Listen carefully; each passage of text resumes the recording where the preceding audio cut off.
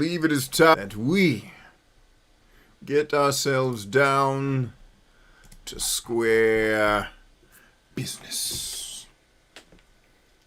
Good evening, everyone, and welcome to Game Therapy. I'll remind you that tonight, we got a special reveal for that ass. It's going to be delicious. You're going to want to be here for that. Praise the Lord. Let's go.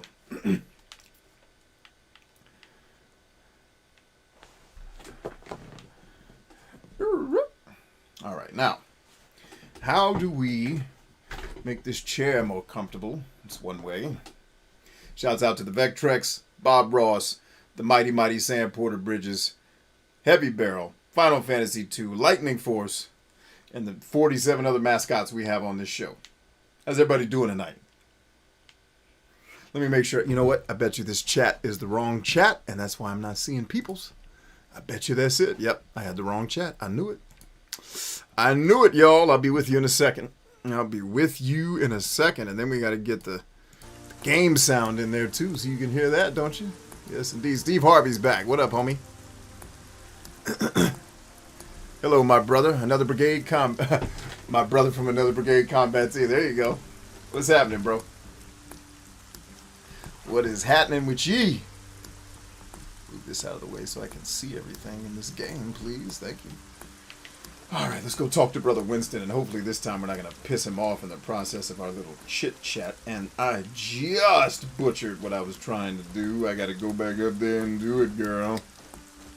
You did not learn how to sneak yet, whore. Sneak not. Sneaketh not, whore. Can I get in there? Oh, butt cheeks, man. Come on. Sneaketh not, horsey. I knew this room would let me in. Yes, Johnny. Boy. The blunt knife is now mine. Oh, what was that? Sour apple. That's a blow pop. Save from charms. What? Cut.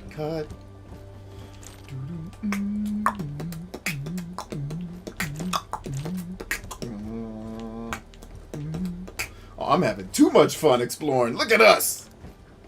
Brave world travelers just getting it in. Oh, it's too much fun out here, Jesus. I know one of these porches also has like one of the secret items in the game. It's like that's such a touch for like the designers. These designers get me. And I know they do because everybody that's a fan of video games hates this game. It's like, I don't know what y'all talking about. This is fun, man. I just went high pitch as shit. I should do the rest of the show like this, huh? The coldest pimp. I guess as if Mickey Mouse was a pimp. I don't know. Gotta work on my characters, man. Gotta get this thing together, yo. What's that sign say?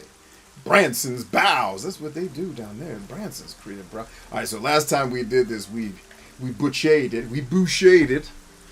Another way to say that is butchered. We bouchered. So we're saving on save. Oh, I was like, wait a minute. They both say the same thing. I'm about to go nuts. So we have two saves now. One, I've leveled up a bit. So the combat will not be as incredibly boring as I've made it for the first two shows because I leveled up nothing. I was just gangster styling everything I was fighting. Now we're going to be able to do some real damage in today's fights. Let's talk to my man Winston, and hopefully this time, let's not piss him off. Tristan's in the house. What's up, homie? How's the sound? Do we have a good mix? Can you guys hear the game? Can you hear me? Can you hear both? Can you hear the VECTREX? You shouldn't be able to hear the VECTREX. That means the game's not loud enough. So you can hear the VECTREX. Let me know. If you don't have headphones on, you probably can't hear the VECTREX. But for my audiophiles who wear headphones for the show, tell me if you can hear the buzz of the VECTREX. If you can, the video game volume needs to come up a little bit. And our noise gate needs to work a little harder. What can you tell me about the rebels? Well, those blokes reckon Hertan is the true Baron of Stewart, and Renwick is just a... Whatever the case, we're hot on their heels. But those guys are clever. The rebels have sympathizers among the common people. Oh, yes, they do. I mean, we'll put them behind bars too, of course. What about the guards? Do you think that some guards would rather have Hertan as Baron? What? No chance. The guards are loyal. How could they even claim that?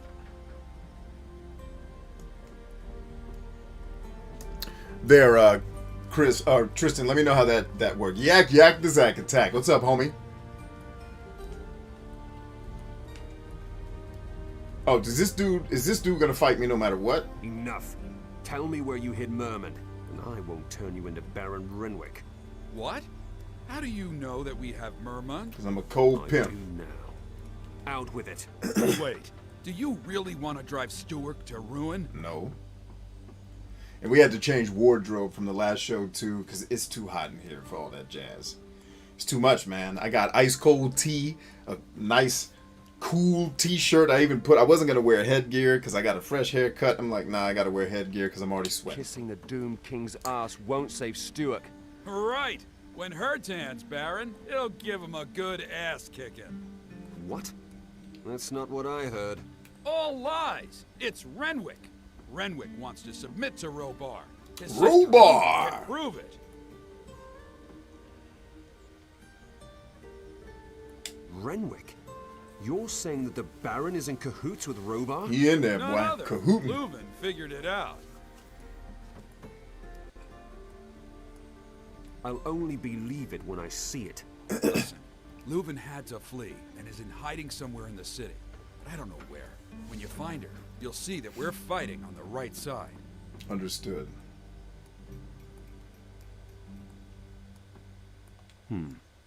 Maybe you really are telling the truth. Will you look for Leuven? Of I'll course. think about it. My I mean, I'll think about picked it. up one thing or another. Keep your eyes and ears open in the tavern or in the market, and you'll more than likely hear some stuff that us guards would never find out. Besides, you could try getting into Leuven's tower. Why would I do that? Gorn ordered a search of the tower. They couldn't open the chest. Who knows? Maybe there's a vital clue inside this very chest. Now, wait a minute. Why is he still lit up? Stand home one. This is gold. And might I add, Lita. Let's go ahead and save that game so we don't bollocks anything around here. Round here. Clem's back. What up, Clem? My son, when I went downstairs to check on them while you guys were still watching the show before we ended, he's like, Dad, Tales of Arise won RPG of the year. And I was like, of course it did. Of course it did. Oh, crappy ass game. I said, but the fact that Nier Replicant didn't even make the list tells me that whoever picked this list just said, hey, if anybody made an RPG this year, throw it on the list. And the Nier, y'all alright, no one's going to vote for y'all. Only Brian's going to vote for you. And get out of here. We got to do the mainstream stuff for all the people with no taste. Alright,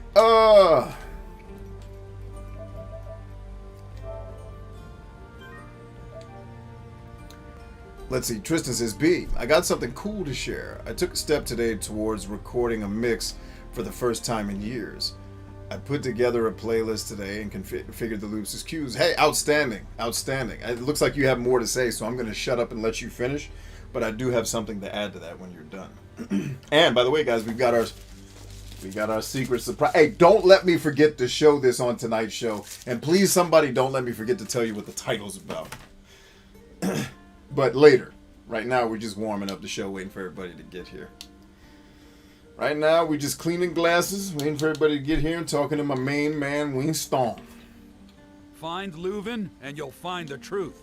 On my honor. Actually, I think I remember where Leuven is, ho. Okay, so he's just still lit up until you finish the quest. That's actually kind of cool.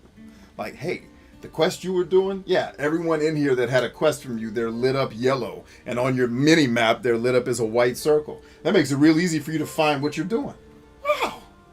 It's kind of like if someone had told me Winston's in the back of the town, my brain would have created that picture for me. It would have. Same with the game's doing it. It's hand-holding. No, you have no life. That's your problem. Hey, we found the secret. I'm sorry. I may have some PTSD from getting bullied by nerds for the years that I made content on the internet. You suck, and your opinion sucks, and you don't understand how games work, and we do, and stories are great, And we like doing tedious shit for no reason, and there shouldn't be map markers, because even though you use them in real war, we suck. Okay, why are you yelling? Why are we yelling about this? And none of that ever happened. This is just me trying to make a show out of what? I don't know. We picked the lock. I mean, some of it happened, but not to that ridiculous of a degree.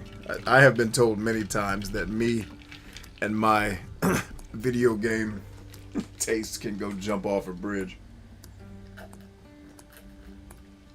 Sometimes even by people that like me. Woo! Let's take it, y'all. Bow! All in there. So make sure you don't fall into water now. That'll kill you. You know, water is deathly in this game.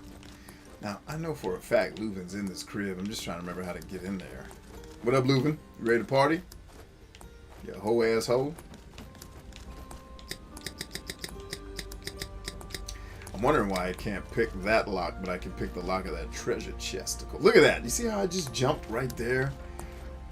That's sweet Jesus inspiring the game designers to make their games not tedious. It's like, yo, you can jump wherever you want, babe. You want to jump right there? You want to do that? Yeah, do that, babe. Do that thing you love to do so much. I'm getting in this house, ho. I think I'm not. All right, maybe I'm not. Oh, man, you're going to need to stop that hammering. If this game had shotguns, I'd already shot you. Somebody got shot in the back of the town. It was probably freaking Robar, whatever his name is. He was back there hammering for like 2 hours. I think the dude that came to town lost his mind. Or he was in the war. I think he had already lost his mind. And then all that hammering just, he snapped. All right, remember, gang, you don't want to... Whoa, what the shizzle? Save this, home.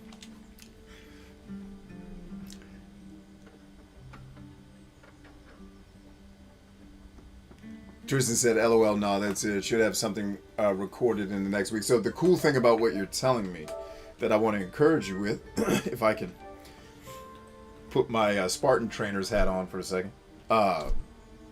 The cool thing that inspires me about what you're saying is that you're building momentum. And the hardest part, because you've told me your biggest challenge is you have these ideas, you have these dreams, but there's two things fighting against you. You've told me about the one, but it betrays the two, right?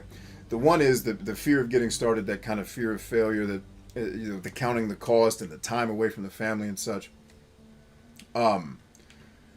But the second thing that's holding you back is really just kind of how the human brain works. And that's the two, which is the hardest part of your dream is starting it every time.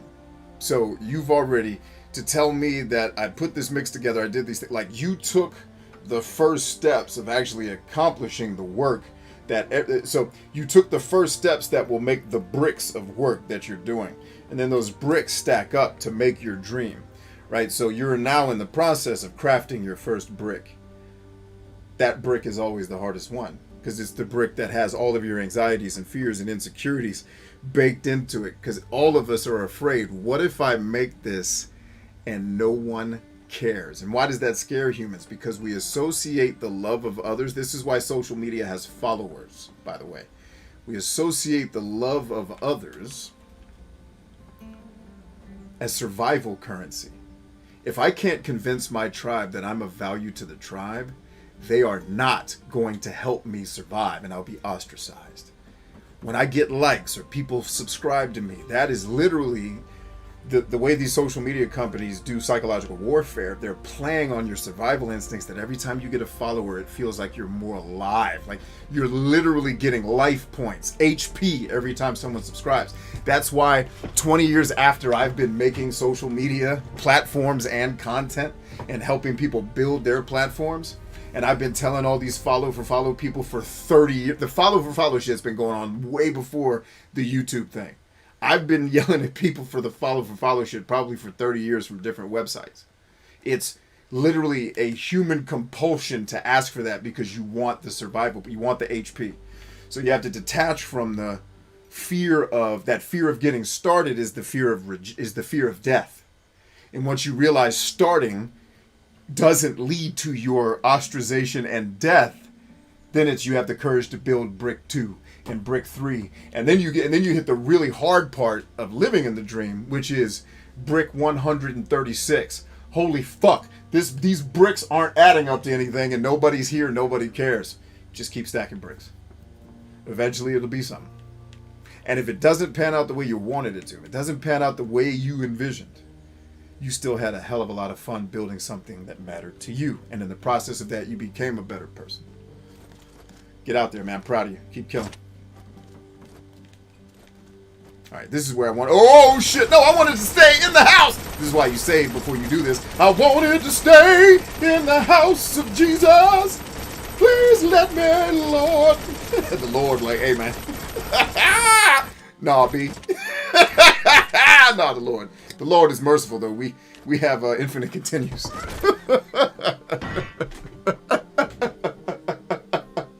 Oh, man. The Lord. Now, we always in the house of the Lord. He knows what's up. Let's load that last save and not make... I saw the land down there. It looked like there was going to be treasure. What there was death. You see, you said, I see you got your Jimi Hendrix cosplay on. It's actually a really dope reference. That's a compliment. Shit. I'll take people comparing me to Jimi Hendrix. I certainly don't deserve it, but I'll take it. Plus, he's an army guy. You know I got love for him, not just as a musician, but as a soldier. Oh, no. He's in the crib. He's in the crib. Bah! Alright, so let's save again. Just wait, gang. I leveled up a little bit, so we're gonna get in. Remember them big ass bugs we couldn't kill in the last playthrough? Not this time, bruh. We're gonna be kicking ass all night with them bugs, ho. Hey man, you ready to party? My man's name is Chuck. Get out of here, you rascal! Piss off! No, I can't do that, babe. Easy, big man. Your help is needed. Have you lost it? What do you want, half-pint? Just give me the key to your house, then you'll be spared the pain. Am I hearing you right? You want the key to my house? That's right. I've got a bone to pick with your tenants. What have my tenants got to do with you? Oh, that's Are you true. completely off your head? My man, you're gonna have to lower your voice and take some of that bass up out of there. Or I'm gonna punch you right in that part of your stomach where you can't breathe. You know the part. Scream at me one more time. I'm gonna fuck you up. Don't say I didn't warn you. When I'm done with you, I'm gonna... Oh yeah, please let this be an ass whooping. Oh, my favorite thing is kicking ass. Wait, where's my magic? Bitches, where's my magic at? I gotta kick ass all damn night. Where is my magic at, ho? Where's my magic, bitch? Do I really have to do all that? No. Ho, I'll kill you. Oh, it's time now, ho. Uh-huh. All in that ass. What now, Chuck, you punk bitch? Come get this ass whipping you need. Chuck it. Chuck. Chuck in your ass, Chuck. All in your ass, Chuck. You punk ass bitch. I told you, punk ass. Chuck. Punk ass Chuck. Oh, he's doing the thing now, isn't he? Now, what button rolls? I'm hitting the wrong. I gotta get unused to these controls. I'm used to the Tales of Vesperia controls. Shit! You bollocks! Stop it! Ain't gonna be no stop it. Get smart with me one more time, homie. And it's gonna be more than lightning bolts I put up your ass. Alright.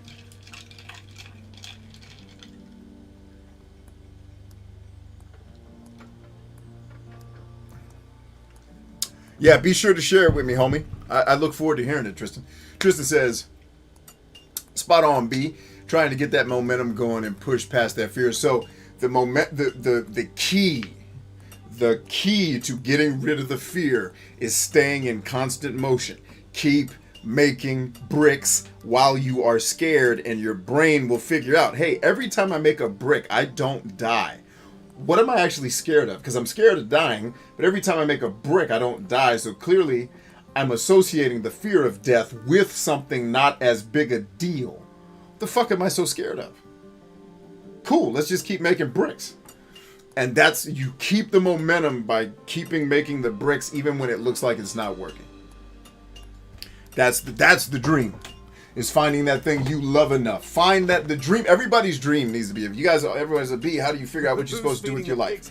The thing Hand over the key. that you are willing to do, terrified, and you can't live without doing it. That's your thing.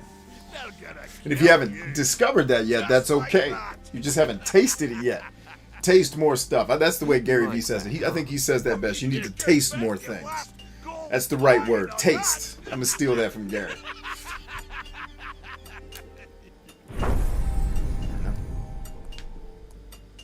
So I leveled up. Just leveled up.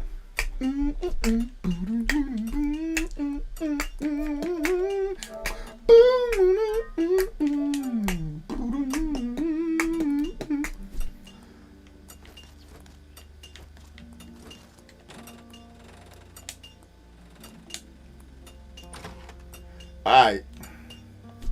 The Great Mace of the Shalagar. The lockpicking system in this game just...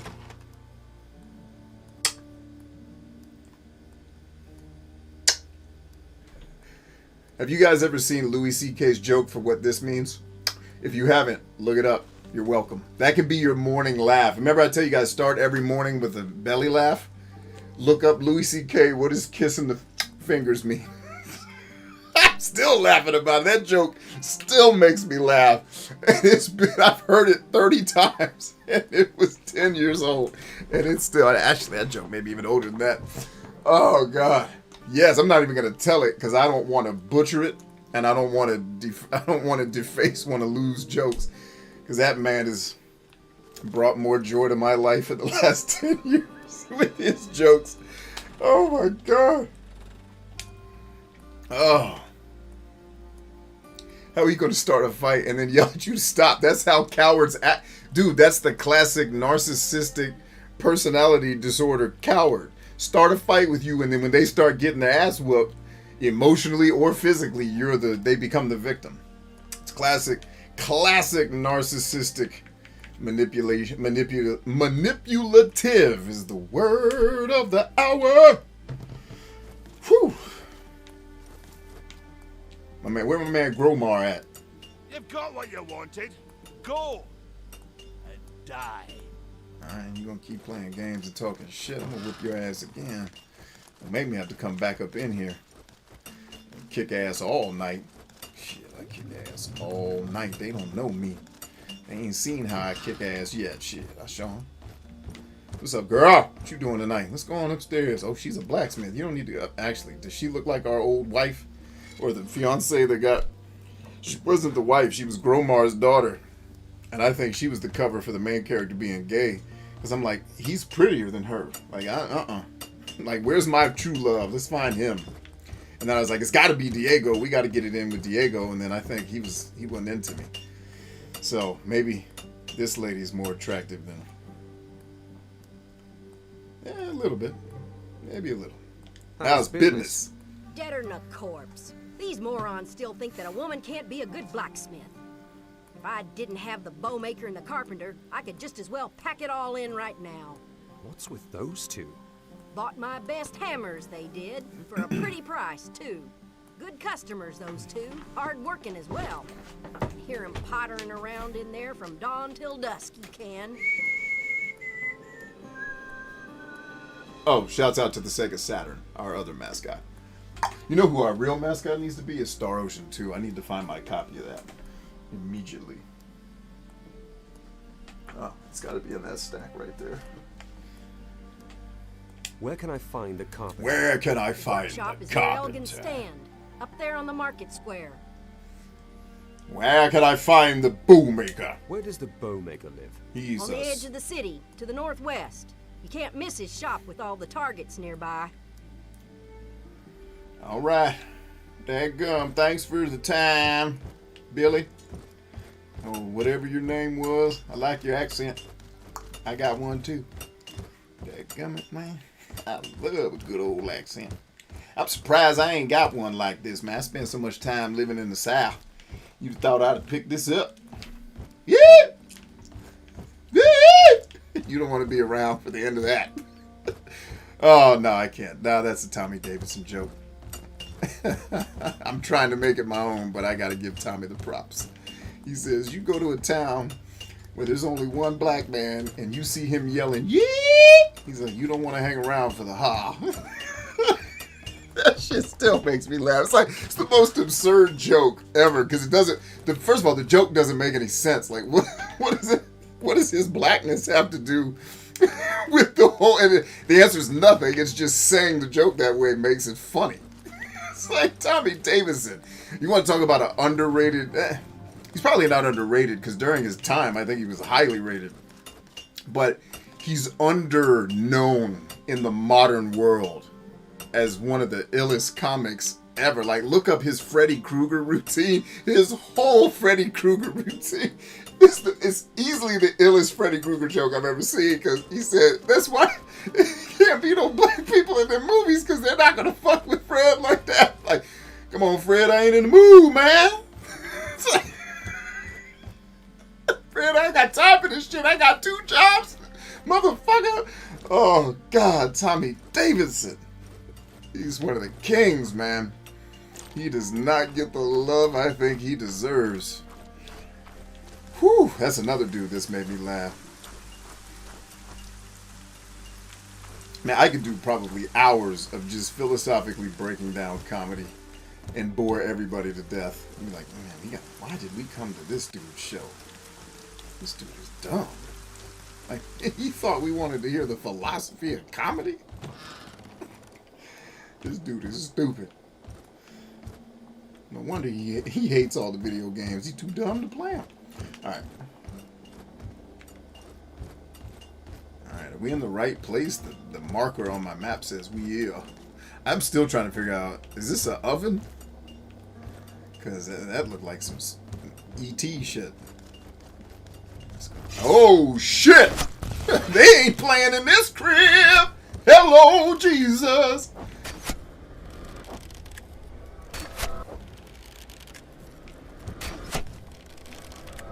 Where you at, homies? How am I getting hit and by what?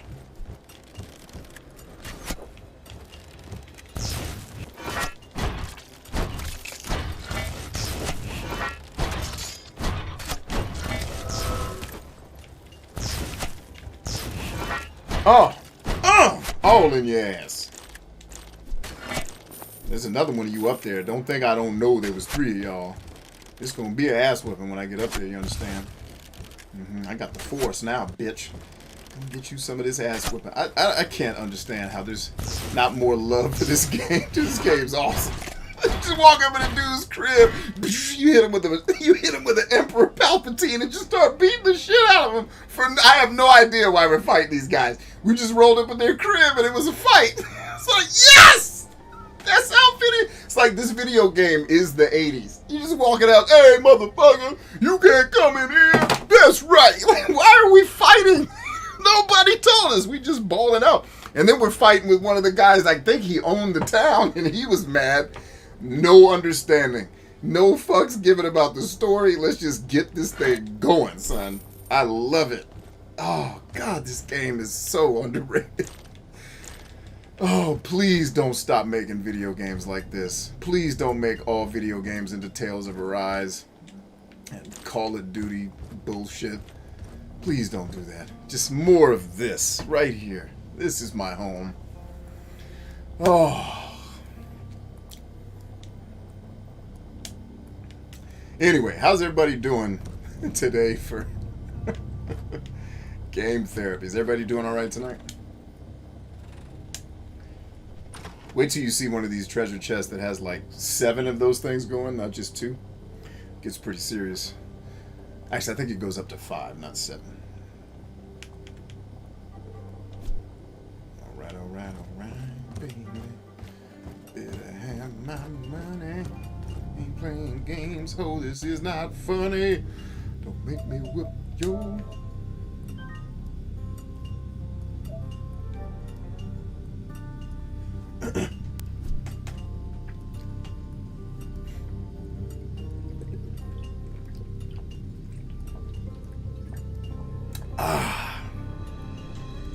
good water.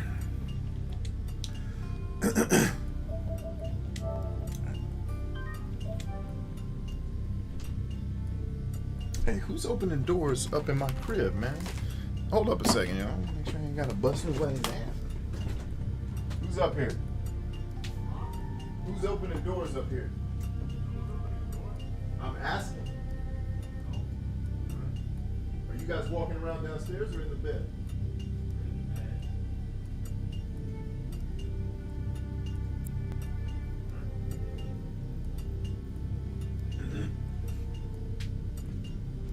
Better not be no aliens. I ain't in the mood for no alien shit tonight. You hear me, aliens?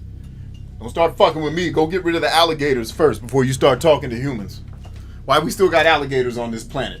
If y'all been watching us all these millions of years, you should have got rid of the damn alligators. And we still got humans that live in places that got alligators. You need to get them up out of here. So just take Florida, aliens. If it's y'all, get Florida the fuck up out of here. Take it to your ship and do whatever you want to do with it. Those are the humans you can fuck with, I promise.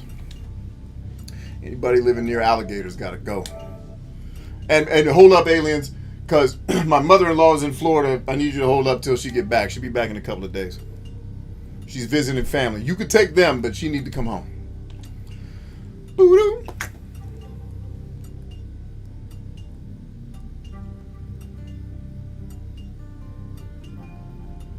Let's see, Clem says, dude, I was running around today trying to find a plain black dress shirt. I found some with designs, but no plain black shirt. I finally got one my size 2 hours later, but it doesn't look black to me. Did you go to Men's Warehouse? Do you have a Men's Warehouse near you? That's where I'm thinking you'd find that the easiest. Because black, I don't think, is a real common color for just straight up dress shirts. I wear very few dress shirts, so please don't listen to anything I'm saying about how to dress. Look at me. I'm wearing t-shirts that I make, so I'm probably not the guy to consult about fashion. In fact, the fact that fashion consultants exist lets me know that I was born on the wrong planet. So, there you go. But, having said that, I don't recall seeing a lot of plain black button-ups out in the wild, unless you're at like a store that specializes in dress shirts like Men's Warehouse. So are we going here or to the backside? We can't both be on the ground. Can't all be on the ground. We can't both be on the backside. Beat your man. That whole speech sounds like sexual innuendo. We can't both be on the ground. We can't both be on the backside. Beat your man. I just realized that whole football speech sounds like he's coaching somebody through a horrible and heinous sexual act that, while consensual, everyone's going to leave with regret. It just hit me that speech. Oh, God. That whole damn speech. If you take it out of the context of football. Oh, God. And he says, beat your man like 7 times. Beat your man. Beat your man. Oh, God. I watch way too many football documentaries. It's like the only thing I like watching anymore. Like to see competitors at the height of their game, man. Instead of a world where we're trying to make everybody equally mediocre because the mediocre people are uncomfortable. Any news? What's going on up there? Oh, God. Oh, fart on a donkey's lips. That was a real can of worms. Oh, really? I think that was a Beliar cult.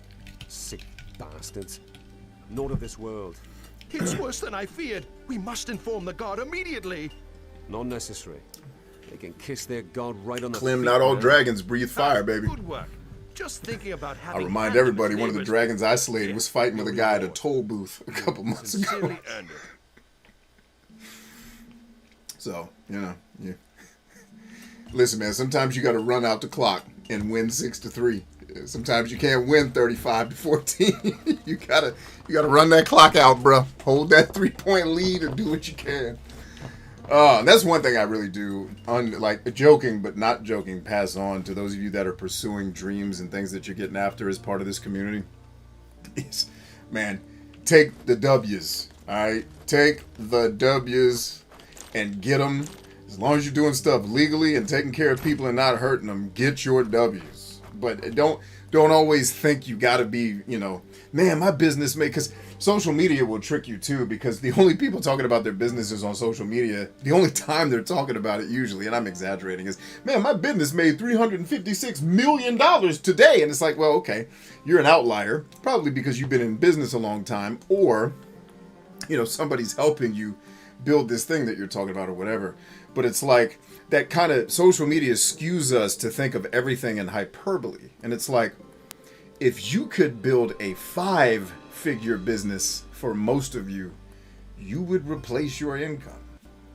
But everybody thinks in terms of these millions and billions because that's what TV focuses on. Because remember, the news, the reason why I tell you guys to turn that shit off, their job is to keep you entertained, not informed.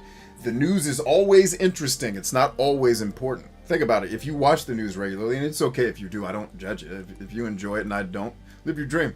But if you watch it regularly, tell me at the end of the day, how many of the things that you were told helped you make more money, get more sleep, feel better, eat better? Like, how did it actually impact your life in a way that was beneficial? Other than you've been conditioned to not want to miss out on shit, which is really gossip, right? But, you know, going back to the point, like, sometimes win the game 6-3. Like what Tristan was talking about today. He didn't get a Grammy award for some shit he did. He started the process. But anyone that's been in the fight knows starting the process to the Grammy award is the hardest part. Starting and then sustaining is always the hardest part. It's not the punches in the face. It's not the down times. It's not when things go wrong. It's getting started because we're scared and keeping going because it's not working, or it seems like it's not working because we've been taught to think like social media influencers instead of fucking farmers. And farmers know shit takes 10 to 20 years to get dope. You know, like most of like the artists that come to me for help, that like, B, what's my main issue? You've been doing art for 2 years. You suck. Like that's your issue. And I don't mean you suck like for real. That's sarcastic. It's, you need 10 years of doing your craft to be good enough at it for somebody to give a fuck. You know, and, you know, we see these entertainers that get big really fast, but what you don't know is a lot of those dudes have marketing companies behind them that are selling an image. It's not that kid's talent, right? Or they're an outlier that just happened to hit at a time using trending, and they were the thing of the time. But make no mistake, everybody that's the thing of the time that stays in the game works their ass off twice as hard to keep that shit that they get, right? That's why I always respect dudes like PewDiePie, because it's like, you can hate some of the shit he did and some of his jokes or whatever, I got you, cool, but what I'm gonna respect is homie puts in work like a fucking prize fighter, you know? Like, that dude hustles to get that shit done and get his dream. You know, I don't know how much he hustles now, but in the beginning of the game, from the things I was reading about him and listening to him talk, assuming he's telling the truth, I didn't have any reason to believe he's lying. Like, yo, anyway, win 6-3. Stop trying, like, not that you can't set big goals. I want you to have big goals, but the focus is on winning the play, like one play at a time. Or like if you ever saw the movie Creed, when Rocky's trying to teach, you know, Creed's son Adonis. Which I love that the names are Apollo and Adonis. First of all, that's genius. Oh, but Rocky's trying to teach him, when you're learning how to fight, he's like, you're a street fighter, homie, so you're about murdering people. He's like, but this is about endurance. And he's like, it is one step, one punch, one round at a time. So the focus has to be on building the bricks, you know, and just worrying about winning games as you develop. All right, rant over. I don't think Winston is who I wanted to come talk to, was it? Or was it? No, I haven't found Lou, or did I find Leuven, the back twister, or whatever his name was?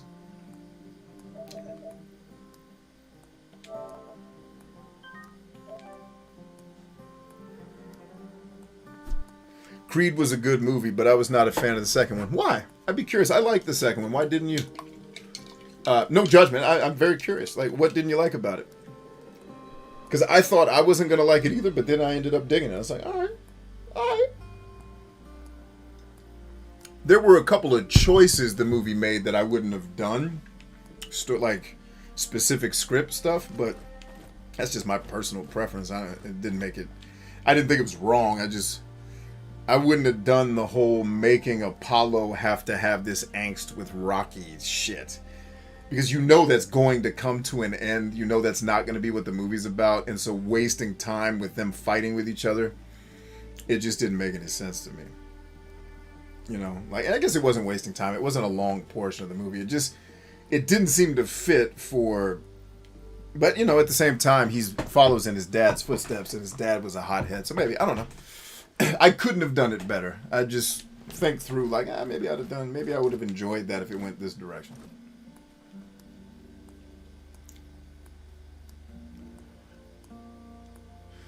Clem says, yeah, but in social media, people only want to hear the wins. No one wants to hear the work behind the wins. That's not true. Advertising companies want to hear the wins because wins are easier to sell courses and horseshit behind. All of you, tell me, do you benefit from when I tell you about how hard I'm winning in my business and I got this awesome wife? Or do you benefit when I get vulnerable with you and tell you, hey, I fucked this up and I'm trying to learn from it? When I shared the other day my vulnerabilities and the shit that I was going through, did you benefit more from that or from when I'm telling you about how all my wins go? Right? It's not the people that don't want to hear the struggle. It's the advertisers that know psychologically if I focus on the struggle, I can't sell. That's why statistically, if you look at, like if you've ever been in public speaking or, you know, selling from the stage or, you know, selling in media, I'll give you a little statistic. This has probably changed in modern times, but for years, men statistically always beat women in selling from the stage. You want to know what the math was behind why women typically sold less? They focused more on their negative emotional struggle because that connected them to the audience in a powerfully emotional way. So they won the crowd. The crowd loved the women more, but when it was time to buy, sad people don't buy. Period. I can show you every marketing book that it matters on this bookshelf, and they'll tell you, you can make your audience laugh, and they're great. You can piss them off, and they're great. But if you make them sad, your ass is going to cry alone. Hardship doesn't fucking sell trinkets. That's why media suppresses it. It's not that the people don't want to hear it. It's that media wants to sell you something. Don't ever forget that shit. Because lifestyles of the rich and famous wasn't invented. It was invented because to the media, it's easier to sell you on the dream of you can be this guy one day. No, you can't. Dude's the son of a trillionaire. You're not getting that. Like, you could become a billionaire if you work. Like, if you want that life, go nuts. It's like, I think most of you, like, when you start to build real wealth, the first thing you're going to think is, yeah, I don't think that $1 billion shit sounds like hell. Like, these dudes that are after billions, that's a special type of psychology. You know, and I think some people just run into it because the value they give is that great. But yeah, nah. These cats talking about, I'm going to be a billionaire by the time I'm 30, so you want to kill yourself. Is what you're telling me. Okay. It's a lie. Trust me. No, don't. I want you alive at the end of this story. Herbo the Baker. What's up, boy? Looks like you've seen better days. Damn, that's cold-blooded to say to a person. Been around here until the early hours of the Hey, it's me! I got some cotton wool from Elgin to drown out the noise. Wait and see if it's any good. So yeah, man, it's if you want to sell, make people happy or angry. Do not make them sad. So when men would tell stories, if you want the rest of that, why they sell better, they start with the pain because that gets everybody's attention, but then they immediately watch every fucking internet guru's video. It's like, man, I was down and out, living in a hole in Southeast Asia, and then Jesus showed up. And that's the whole part of their struggle is living in a hole, and I don't know where the holes in Southeast Asia are. Like, there I was in the cold streets of, Detroit. And then You know, Obi-Wan Kenobi showed up and put a lightsaber up my ass, and next thing you knew, I was a billionaire. And that's all you hear is next thing you knew, I was a billionaire. And because this dumbass on the camera doesn't look any smarter or more special than you, you start to think, well, if he can do it, I could do it. And that's sales 101. Convince the motherfuckers that you're just like everybody. Right? We're all the same, right? That's right. Looks like you've seen better days. The bowmaker's pottering around here until the early hours of the morning. I got some cotton wool from Elgin to drown out the noise. Wait and see if it's any good. I liked how his character changed, Clem, because it showed growth. Like the part where he's well, I don't want to spoil anything, but he's talking to someone in the film and he says he's being a bitch. I laughed out loud at that scene because I have been that guy. The guy who's blaming everybody else in the world for why shit's not the way he wants it. You know, I wasn't all that, but I was trying to work on myself, but I had a lot of ego. You know, like a blind spot ego too. I wasn't trying to be egotistical. I just didn't know any better. You know, I related to that scene of him being a bitch. I was like, yeah, I've been there. I have been a bitch of a man. That's why I know how to spot bitch men when I see them. It's not because I'm judging them. It's because I want to help. Shit, I've been one. This shit hurts. Looks like you've seen. So we're just gonna keep saying, looks like you've seen better days. Let's get out on the Trizail. All right, now I've talked to all the hoes. What's next?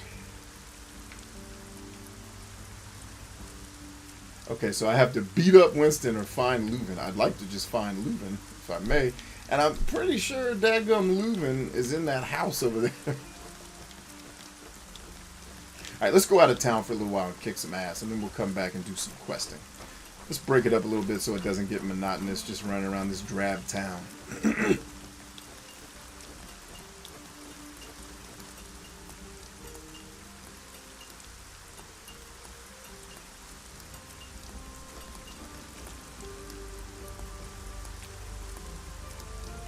Rion Mole is here. What up, homie? Is disability advocate the name you're gonna go with for real?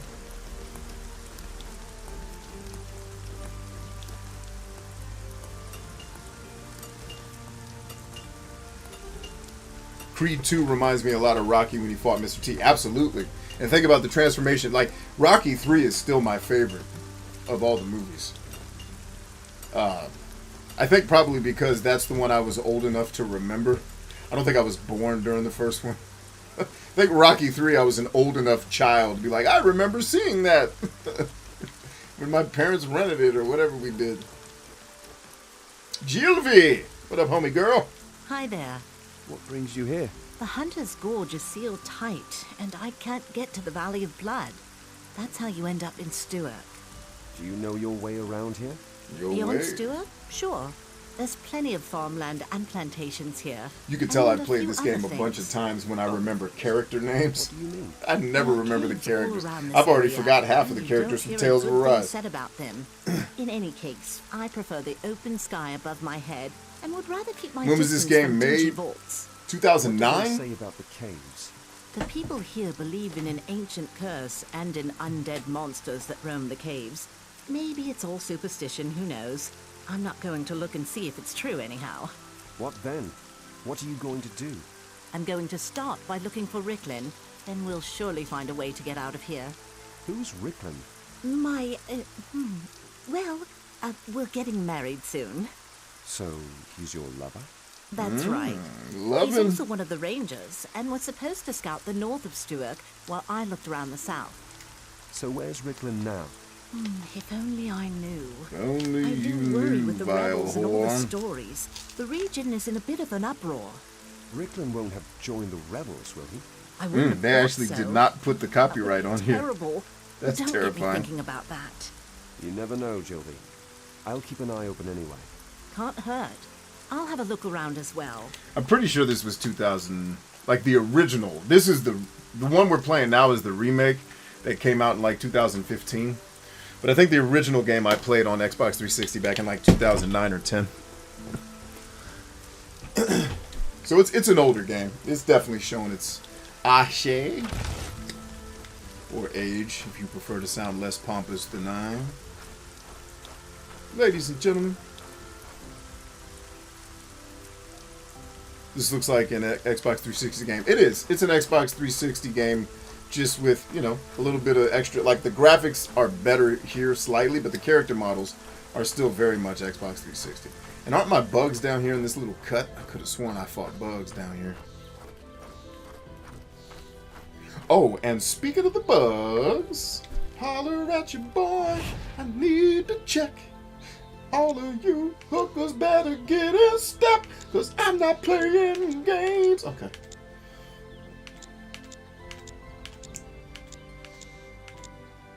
Ooh, the Great Hammer. Actually, I believe I utilized this item and destroyed all the whores. Yep. It's like less power, but I think you do... Ooh, yes, to Jesus. I got all kind of weapons that I ain't been checking out. Oh, Lord Jesus, I'm about to kick all kind of ass. They don't know me, Jesus. The ass we about to kick, Lord. I'm gonna go with the cudgel for now. Or Guthard's hatchet. Equip the hatchet, son, because we need speed for these bugs. So I'm going speed style, baby. Something glowing down here. I can hear it. Or is it my axe that's glowing? It's my axe that's glowing. Okay. I could hear the glowing. Can you hear glowing? That's the sound of glowing. I guess video games gave us the sound of glowing. There's no sound to glowing.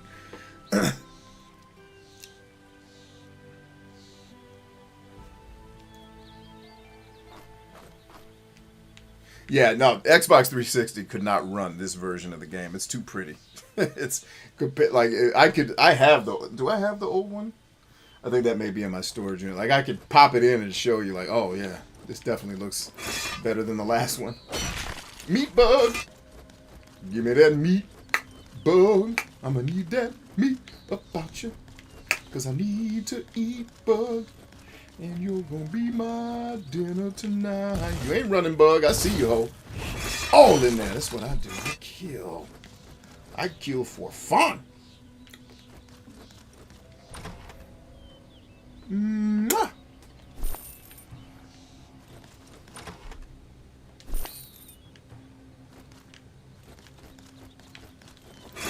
God, I have got to get used to these controls. I've been playing too much God of War. And daggone Tales of whatever that crap was. Tales of Eat All the Dicks.com. Alright, we're not gonna make that jump. That's alright. Alright, so this cave is not, it's not time for this cave yet. Is that the Bolettes? No, that's the Demon's Cap, ho. Sniff out the weed. Sniffing out the... Oh, you sniffed out the weed, bud. Bug got away from me, man. I wasn't expecting that. Now let's go do some real fisticuffs. This ain't no real fisticuffs. This is the fake fisticuffs. This is fisticuffs. Turn my headphones up. Turn them shits up. And then, you ready to rock it? Go ahead, drop it. Man, I said drop, not drum roll. Let me get a glass of water. No? And how I'm supposed to rhyme if my throat is dry?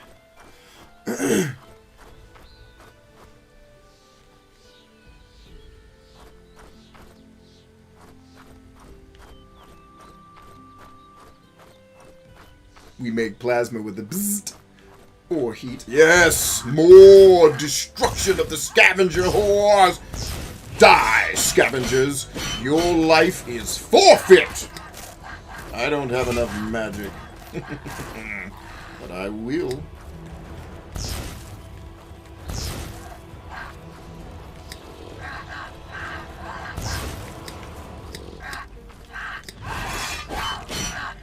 I've got to get used to these controls or I'm gonna get my ass beat. No, that's not the right button. What is the right button? Dang it, I keep forgetting. It's this one, isn't it? Yeah, that speed is real. Hell yeah, speed. Where you running to, ho? Get your ass up here. All in your ass, huh? I missed Ho. That's okay. Controls could leave a little bit to be desired here, but this is an 11-year-old game or such.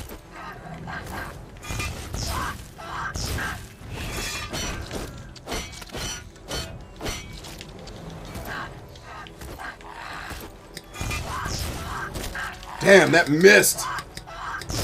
Got it. Woo! These fights can get intense, boy. But I wouldn't have survived that fight without my magic. Now that I got magic, and I don't have to go to a trainer to learn it, hallelujah! Oh, I hope when they make actual Gothic 4, or whatever they call the next Gothic, can we stop with the trainers, guys? That shit wastes so much time. And all the Gothic fans, you don't get it, that's part of the lore, we like it. You like wasting time. You getting laid this week? How about this? Eat a piece of cheesecake and then go get laid, and then tell me if you still want to go see a fucking trainer instead of going to your menu. It's real, that's what you'd have to do in real life. Like, okay. Not arguing that. I just wonder why you need that in the game to feel like you're enjoying yourself. Like you need to do chores to enjoy yourself. I think you don't like you very much. You don't like fun and you don't like you. I think RPG developers have known this for years. Got me! Save often, bitches. I don't even remember the last time I saved. Whoops!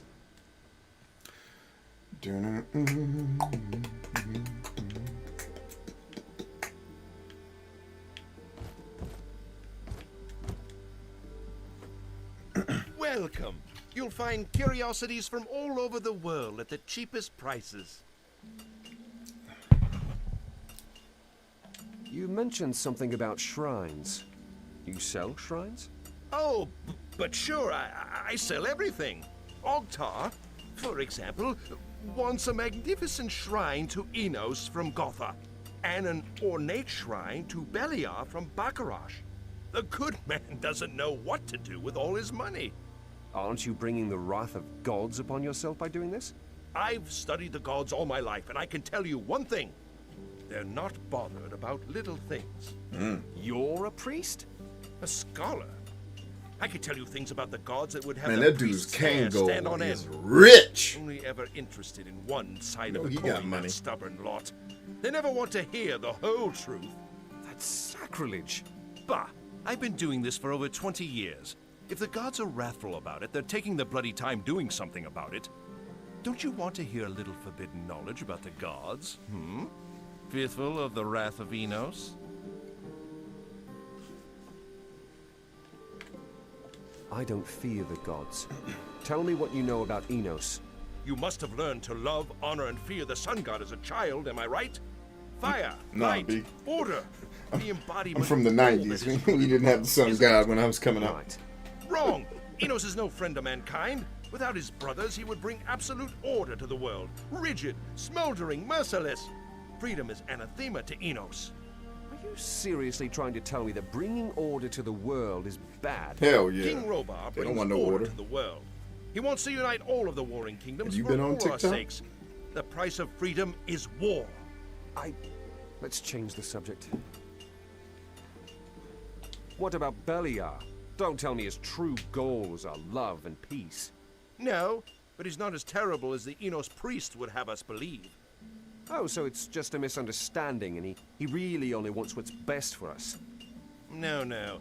Beliar wants to annihilate us all. He's an enemy of man through and through. I think that's But the god that I he was also fighting with in the represents Gothic freedom, 3. self-confidence, Killing independence, everybody. and That's ambition. my mission right Didn't there. tell Kill you them. that in the Let's temple? do it. Let's have a good time. What about the storms, lightning and shadow?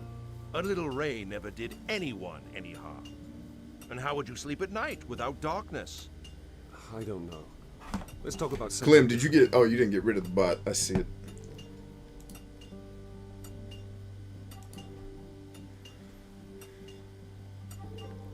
I'd like to hear what you know about Adonis. Adonis. The third of the brothers. An interesting case. No shrines, only a small number of followers. And yet, he's the most important god. All the bots just mean most we're important starting to god. see a lot of growth. That's Enos. And the No. Enos only websites that are followers, tracking channels but to through, I Adonis, forgot the name of the other website. oh, They're our seeing survival. growth, so they're getting their He bots here created as it's growing to try to I've never heard of that. catch the Well, wave. he did not quite. I But imagine. he certainly prevented us from being destroyed in the midst of his brother's feud. Adanos represents balance, the middle. Everything you see in the entire world is with Adanos' sphere. Yeah, he keeps his brothers in check. So, he's the truly good god. Well, as far as I can tell, he likes mankind well enough, but he hardly gets involved. Except to wipe out entire civilizations. Well, now I'm confused. Well, if balance needs to be restored, Adanos can really make a scene. So no. In my opinion, there are no good or bad gods. They're gods. They just are. Enough. Time to change the subject.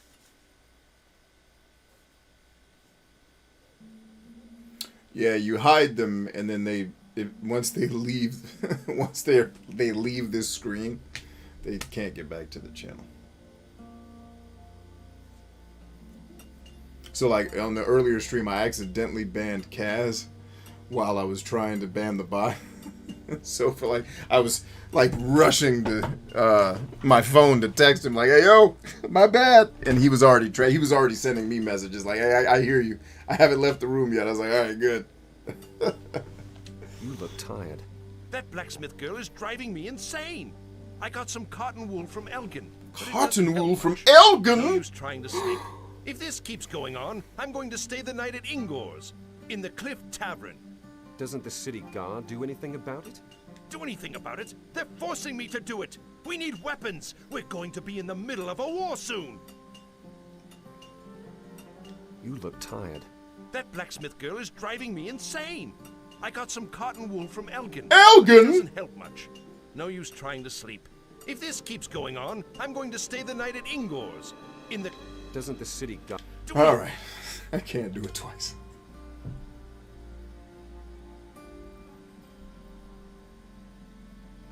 My children are like, I've told every one of my children since like age 4, never become ninjas. You guys sound like Clydesdales. I'm bigger than everybody in this house, and I am the quietest walker. My kids sound like damn horses. Like he's just going to the bathroom, and I can hear the whole thing. Like, you walk like a horse, man. Easy. Lightfoot, baby. Lightfoot.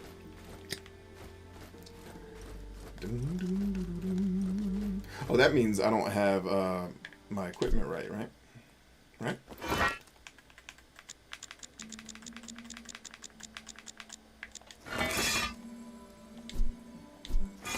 There she is. The dance floor is ready. Gorn, my guy.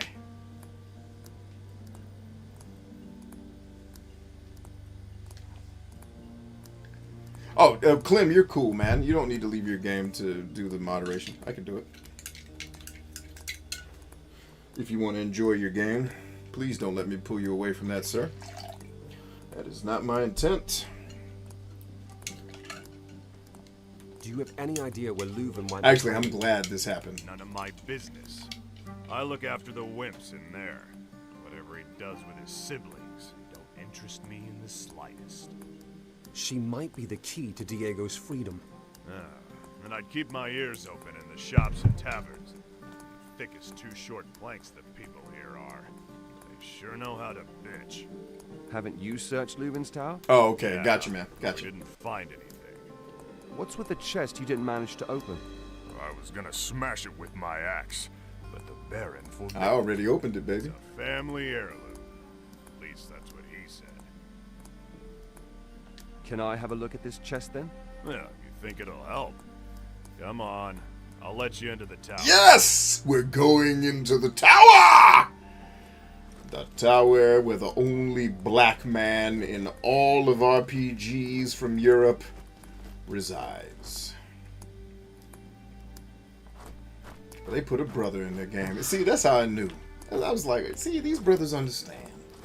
They got diversity in the game. We just need a couple of Asians, a couple of Latinos and Latinas, boy, we'll be in the game. We still call everybody that, right? that we didn't change the words. Like every generation, the words change. So I gotta ask, because once you get to a certain age, you stop paying attention to the shit people are talking about.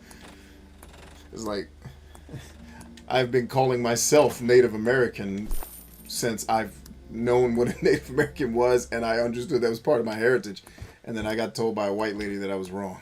It's like, oh, this is what I was told to call myself.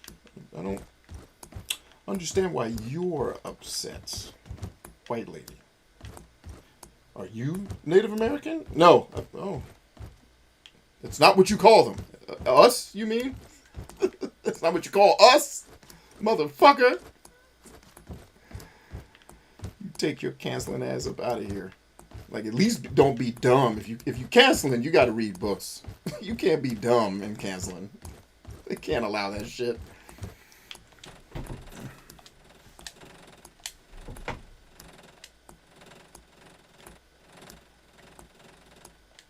Oh, I thought I had that one.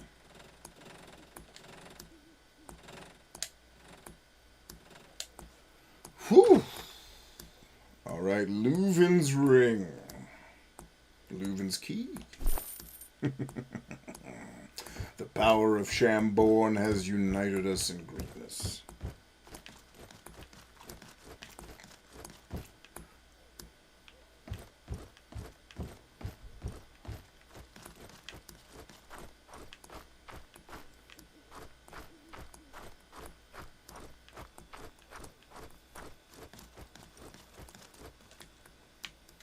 Gorn, I got the shit, man, baby. Holla at me.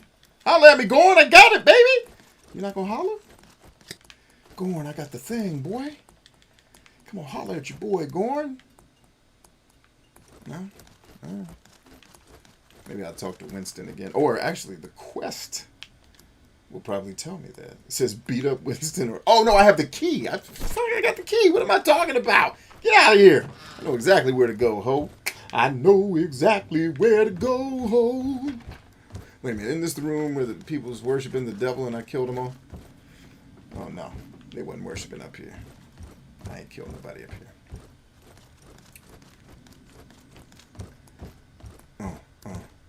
Make sure you check the porch, because one of these joints has a special hidden item for your trophies, ho. You make me so very happy. Let's see. Clem says, I'm working on my suit for C2E2. What does that stand for, by the way? Computer something? I don't remember. Dressing up as Black Mask. This is going to be the last time I'm going to be hanging out with this group of friends until next year. Oh, man. Well, look at it this way. At least you get to hang out with them now. Like, live that shit. If you know that's the last one for the year, man, live that shizzle up. Don't be down. Be hype. Like, why are you making a sad face? Be like, yo, I get to hang out with the best mofos ever. Like, because that's how I feel about my brother's trip that I do every year to San Diego. It's like, I don't lament that we don't get to do it for another year. I know you're hype. I'm not trying to freaking give you advice. I'm just saying, dude, hype it up.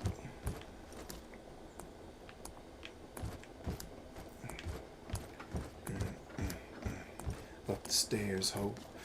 Anybody up here worshiping the devil I got to kill? Y'all good. All right. Just up here to check and make sure ain't no devil worshiping going on. Shit. How many devils you worship today, ho?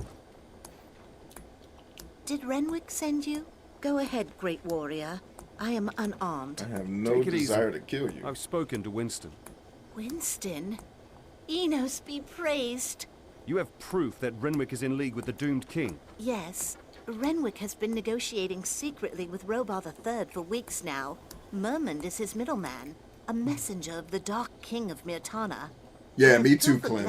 Me too, brother. Prove this. Me too. Chicago Comic and Entertainment Expo. Sweet! Nicely done, Clint. Show me the letters. If what you say is true, I'll help you rebels unseat Renwick.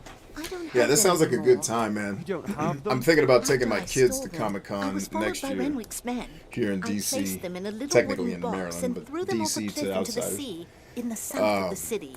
If Enos is merciful to us, But we'll they'll have to been figure out all washed up this on the beach by now. COVID silliness and Can where you that's recover at. them for me and bring them to Hatan? Then he'll be able to expose our brother's devious plan at last. I'll recover the box with the letters and bring it to Hattie. Like I actually, In if exchange, one of my you boys promise is to performing release at my it, and I thinking know eagle he's from got the to be, dungeon then we're as soon probably, as I you're think in we're power. definitely gonna go because I'm gonna at least take my kids to Once see you've found him. the box, you'll find a key to the old crypt together with the letters. Back Hatan in- wanted to I'll set put up my a new old, hiding place there. The place is thought to be cursed. musician Renwick's hat cronies would never think of looking for back us on there. and go support one of my Where can I boys find the old still place? making, In the one of my hills guys in that's the still making southeast music of and Arcania. didn't get The eaten alive entrance by is the near show the old vids Satorov like the rest of us did. watchtower. Ugh. You found a way to make it work. Alright, I think we finished talking to her, but I wasn't paying attention, so I need to save and then talk to her again. Stew. A lot of people work hard on their cosplay. Oh, dude, when I took my kids to Awesome Con, I wouldn't recommend that one. It wasn't a whole lot of fun, especially the gaming part of it was. And maybe it's gotten better. I think it was new, but anyway, the people we sat with were a couple from Marvel. They were both. I don't remember the characters because I don't read comic books, but they were fantastic. Like. No. I think, was he Nighthawk and she was one of the other people from Mortal Kombat? It was one of those things. But it was like they were, the costumes they had made themselves. I was like, damn, they looked like the genuine article.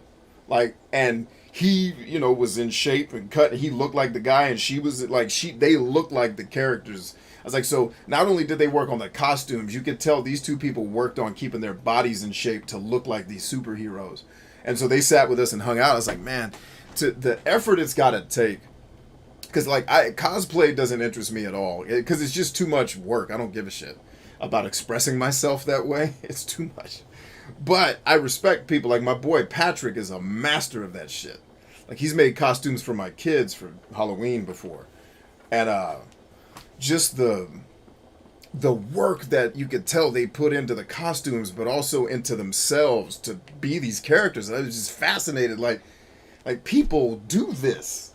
You know what I mean? Like, you love the characters so much that you wanted to make an outfit like them and get your body in the shape. Like, that shit's cool to me. It's inspiring that someone was moved by something so emotionally to go to those lengths to Have you found the letters and taken them to her? express themselves. I just think cosplay is Yeah, cool. Like, I'll never do it. I'm on it. But the people who do it, I get it. Y'all are some badass mofos, man.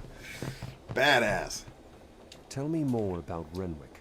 He believes that he acts wisely, but he's simply a weak and cowardly ruler. We need to unseat him before Merman turns Stuart into a vassal state of Mirtana. So yeah, like, that was my first time going to a big con. I had been to cons that friends of mine that own anime stores and stuff ran, but like a big, production that takes the whole DC convention center over. It was like, damn, this is woo. Tell me But just more yeah, about I'm Gertie. impressed with some of the My stuff these people true come up with. brother, courageous, noble, and loved by the people. He fights with all his power to protect Stuart from Renwick's Yeah, betrayal. Nightwolf. It sounds as if I Herta can't should be remember, barren. but He will they be. were two really He's cool gathered ass faithful men characters, around him. and I was just Together we will save taken by Stuart. both how attractive, and I don't mean like sexually, but like how attractive both of them were in their, like, you were just drawn to them. Like, damn, these costumes are dope as shit, and they look good. It was just, they were two really attracting people. Maybe is the right way to say that. Merman is a messenger of Robar III. Are you sure? Yes, he So came I with got the respect refugees for from Thorniara. people that go to that much He effort to didn't express seem like a themselves, man. I refugee to think me. there's something special about He that. just seemed too well off. That's not really evidence. See, I He can be made friends positive. with Renwick suspiciously quickly. Since then, my brother has been more obnoxious than before. I notice I'm way The more town is now positive keeping about Merman everything when I'm prisoner. playing a game that Someone doesn't will piss manage me to off. squeeze the truth out of him. It's like, I hate everything when these games waste my time. And it's funny, too, because the thing I hate more than anything on the planet is having someone waste my time. So when the games do it, it's like, What sort of letters are they? A number of letters that Lord Hagen wrote to my brother Renwick, and a reply from my brother that will never reach Hagen because I managed to intercept it in time. There are DC characters who are Hawk Girl and something else they keep reincarnating. The only DC comic book I ever touched was Sergeant Rock. It's the only one I was ever interested in. Because my brother liked comics and he collected some of them. Like he had the first Fantastic Four, not the original comic, but he had the manga where it had the different comics in it, and it had the first through the fifth, I think, comics of Fantastic Four, but from the 80s. It wasn't new. That was cool. And then I read a couple Sergeant Rock comic books that I thought, oh, this is interesting. This is kind of cool. And then that was kind of my whole... And I read X-Men. I tried to read X-Men a little bit because I had seen some cartoons and thought they were dope. And then tried to get into Wolverine, but I just don't... dyslexia and inability to capture stories through the words. Like, I can read facts and science and math all day, but when you ask me to read a story, I can't do it. That's why these cutscenes don't work for me, because reading is activating a similar part of the brain as listening to people talk. So it's like... if you're trying to tell me a tale, it's like, can you just get to the part where the thing I need to care about? Because my brain is going to delete everything you're saying. And it's just like, even in real life, people will be telling me, so what? Ryan will do that with me. He'll be telling a story. I'm like, okay, stop. Hold on a second. Who was the first person you said? And what was, like, my dyslexia fucks me all up trying to follow stories. It's why I've always liked watching movies more than reading books, because at least in the movie I can see what's happening. I can put it when I can see what's happening. I'm like, all right, got it. I can figure this out. But it's never exactly made sense to me that I can read nonfiction as like obsessively as I can. But reading fiction, my brain just shuts down. Like, nah, brain, this ain't your thing.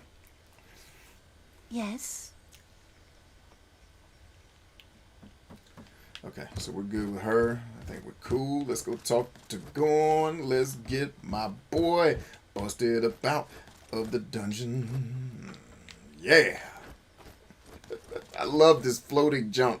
This is the first game where white men can jump. Get up there, homie. Look at it. Kareem Abdul-Jabbar, motherfucker. Look at him.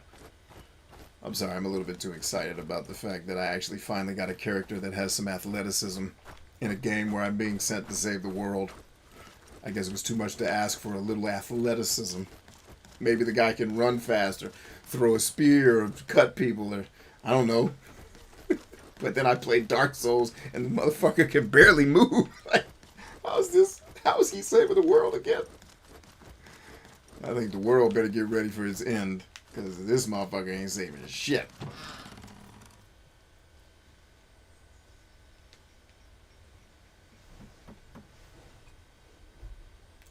Yeah, but that's just it, Clem. Like, even sometimes when stories are interesting, my brain checks out. It's like, if you haven't gotten to a significant point within 8 seconds of talking, my brain says, peace out. Because I think when some people hear words, they start to form the pictures in their heads. I'm focusing to try to keep the words in order. So it's a little harder for me to listen to people tell stories. I get it's very hard. Now, if they're extremely captivating, then they can get me. But it's hard to be that. It's hard for even great storytellers to be that all the time. Already complaining because I told him that soon there won't be any left.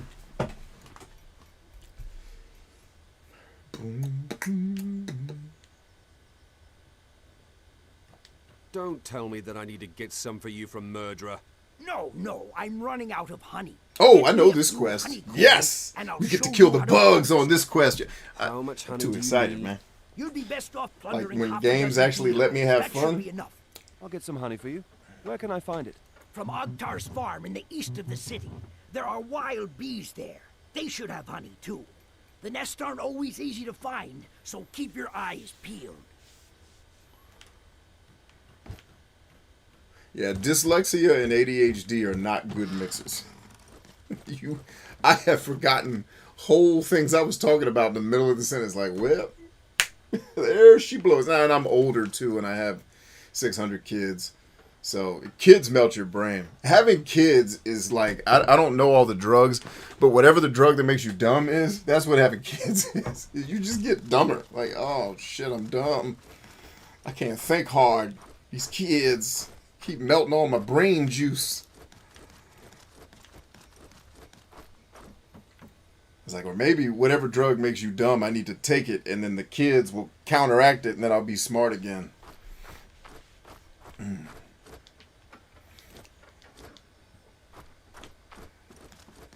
But then the drug that probably makes you dumb is one of the ones that probably kills you on the first dose too, so never mind. Like heroin.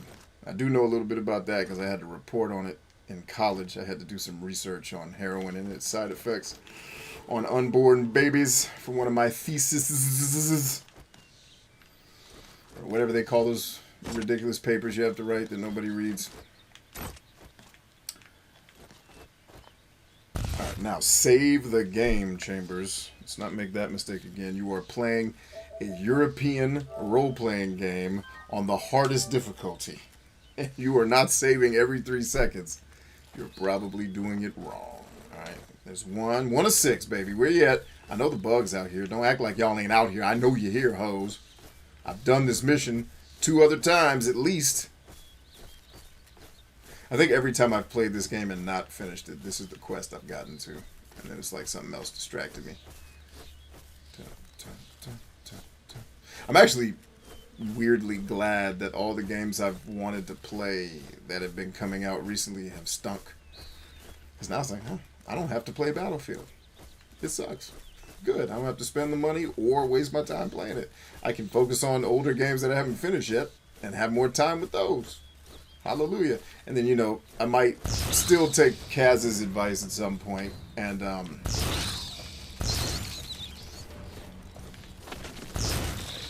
come on, let's get it. Still take Kaz's advice and finish Tales of Arise. Like, my OCD may eventually kick back in, and I may just play Tales of Arise on my PS Vita in bed and stream it from my PlayStation 4 to my Vita. It's like, I don't like leaving things unfinished, and I probably would, if the problem with a lot of role-playing games, and this is why this game is particularly good for streaming, the problem with most role-playing games, especially a lot of these modern ones, is it takes a long time to level up. Tales of Arise is one of the worst, or it can take. And so, like, my favorite way to play it, like, if I was playing Tales of Arise not on a stream, it would be unwatchable. Some might argue it was unwatchable as it is. But it would literally be me spending tens of hours just going through fights to get all the resources and the shit I need, so that by the time I got to the end of the game, I didn't have to have the issues you saw me have. So it's like, but I know for a stream, because I've been doing this a long time, nobody's going to want to watch you level grind, you know? Like, I think I did a Let's Play years ago of me level grinding in Final Fantasy 13. It was like, what is this fool doing? Did he think somebody going to watch this shit? And it's like, he's a scientist. He's going to experiment with all kinds of shit when he does it. I experiment with stuff I don't think is going to work all the time. Because sometimes when I have something go viral, it's like, oh that's the one y'all liked? Woof. That's why I tell you, for some artists, you and your audience will not be on the same page. And if you're the kind of artist I was, that'll be never. It's when you, in terms of what I mean by the same page is, like, if you make something that the masses like, and you're my kind of artist, you are probably not going to love that content. But then, you know, there's been times where I've made something, and it was the right thing for the right time, and then we all loved it. And it's like, oh man, we all winning out here. Now we ready, Jesus! Time to get down to business, Lord!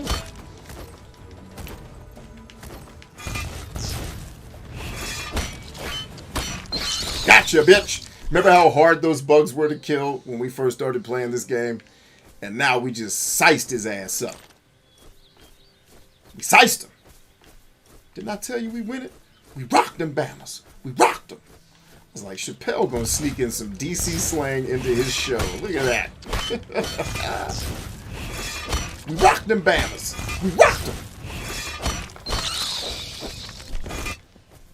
I was like, Chappelle gonna work some DC slang into the show. Much love, homie.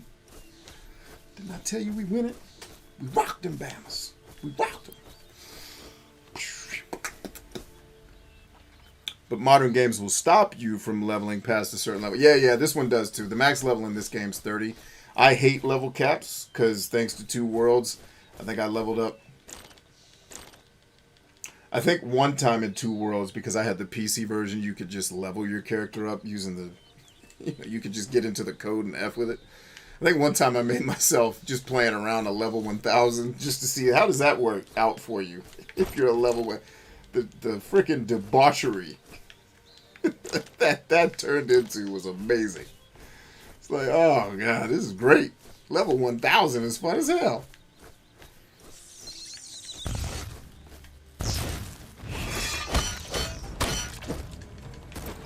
Oh, two. Roll out, roll to it. Roll tide, ho. Roll out. Oh, free, ho! You thought you was slick, but you just a hoe like everybody else. Oh, I'm killing you in your ass tonight. Oh, that's you. 'Cause I am killing you so good tonight. Alright, I thought there were 3. Oh, he flanked me then. There wasn't a third one. He's just smart. Damn. Alright, big bug. Keep killing. I respect a good fighter, man. I ain't gonna get mad at that. I get my ass whooped fair and square in the game. That's cool. If I get my ass whooped because you made a shitty economy system where you can't make any money in the game without doing tedious ass side quests and all the shit you need to survive your fights all the way through the game because you can't level out of it.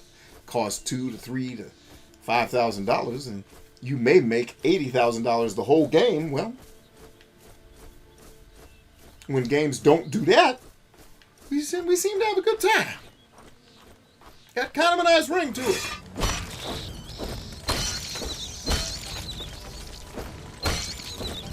Every bit of experience adds up, ho. I want every drop of this shit. You better come on and get this ass whipping you need. Come on, little bug. All in there. You know who I'm coming for, though. Mike Lowry up here. Come on, Field Raider. All in your ass. All in your ass.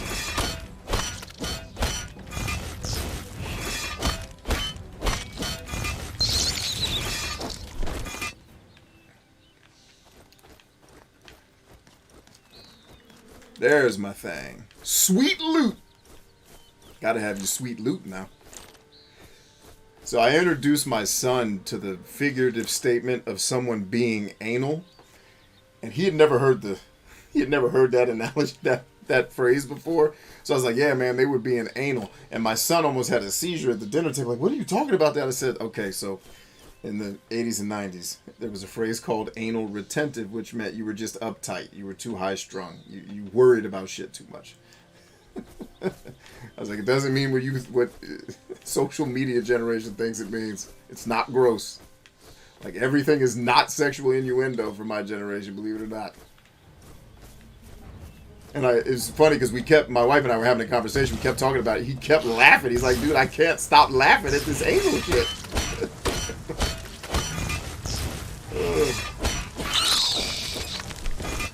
All the way home. Jump that fence, ho.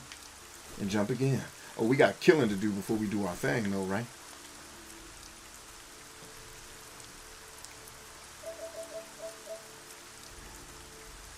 Clem says, LOL, still salt. Oh, I'm going to be salt. Tales of Arise hurt my feelings. Like, it's not easy to hurt my feelings. Because I don't have feelings anymore. I pretty much gave up on feelings. But it hurt my feelings, man. That hurt.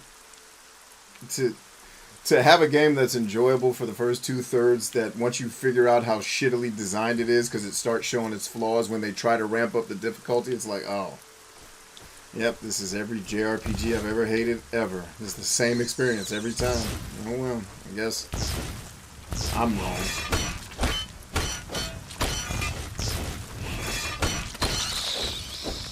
I'll probably shit on Tales of Arise for another 3 years, and then I'll let it go. I'm just going to be petty as shit. Don't you run, chicken. Don't you do it, chicken. I want that. Come here. I don't get no chicken about you and no experience points. You a whack-ass chicken. You know what I mean? The mama don't even like you. Or was that the mama that we shot? Well, you're free, birds. We set you free. My man, Ogtar. Ogtar, is that how you say it?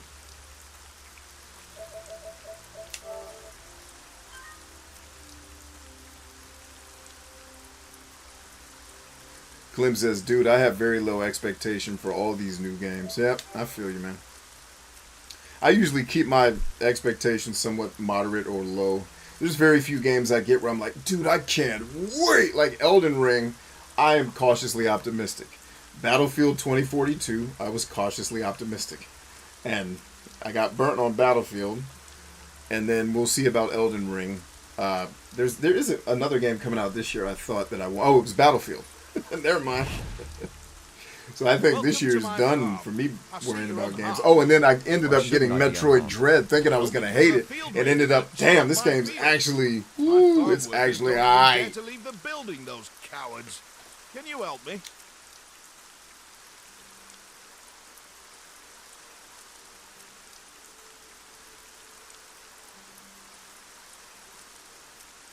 You're going to remember all the good stuff about the game and forget why you hated it. To be honest, man, the whole Tales of Arise experience, there was no point where I was thinking, oh, this is going to actually go, unless I said it as a joke. There was no point where I was like, this is one of the best things I've ever done. I was just pleasantly surprised that they didn't do a lot of the stupid things that I've watched other video games do until they started doing the stupid things that I watched other video games do. Like in the beginning, the combat system is fast, it's fluid. Go play Tales of Vesperia. Tales of Arise mechanically is way better than Tales of Vesperia. But the economics that make the combat system work are trash. And Vesperia, at the very, like, with the New Game Plus and how you earn the points for the New Game Plus to buy abilities, it was genius. I was like, I don't know what's going on. But, you know, I probably should have played Tales of Zestiria or Berseria before jumping into Tales of Arise, because those two games changed the formula a bit, and I should have gotten a taste of what those games were like before I jumped in so I could know, oh. Field raiders are no problem for me. Thank you, stranger. Thank you so much.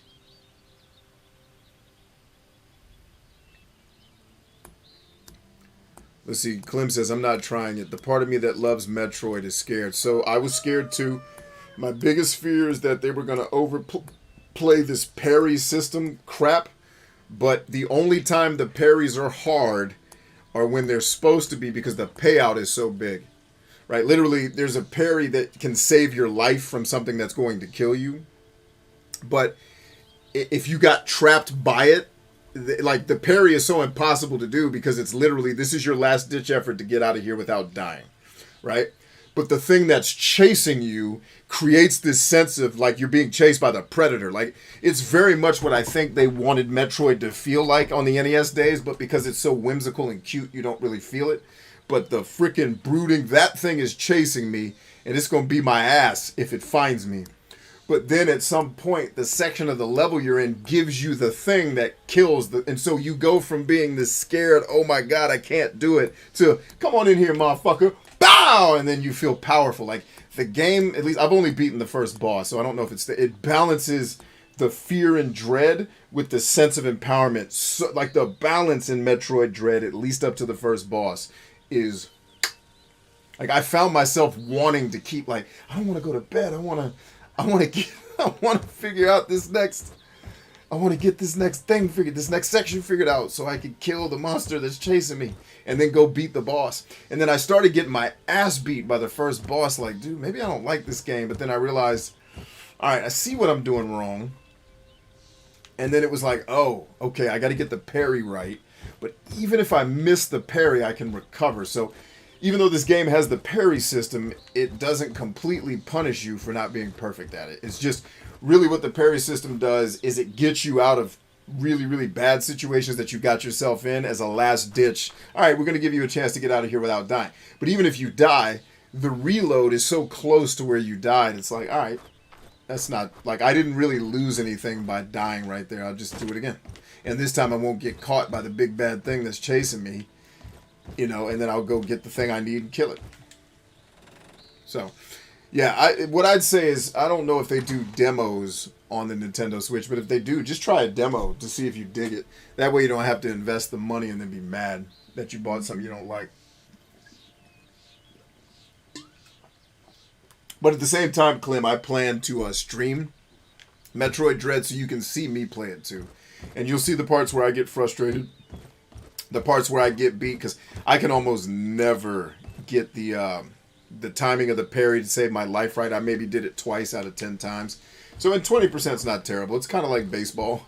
I'm hitting 200, baby. You know, so I'm not the best hitter in the world, but I'm also not the worst. Like right middle of the pack hitter.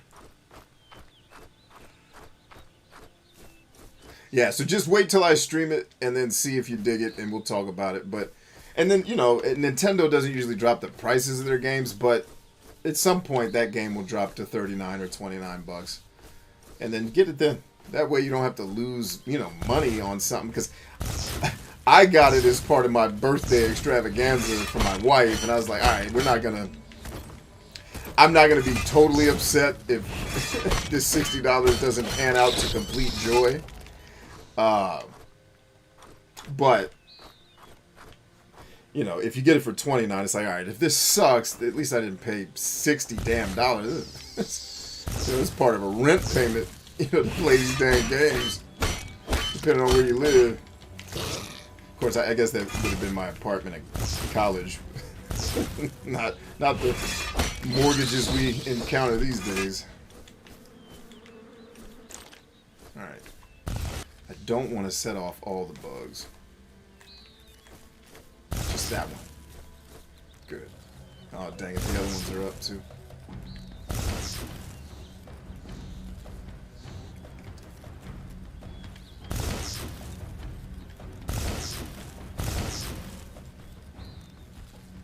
Ooh, I'm missing an opportunity here. Let's do this.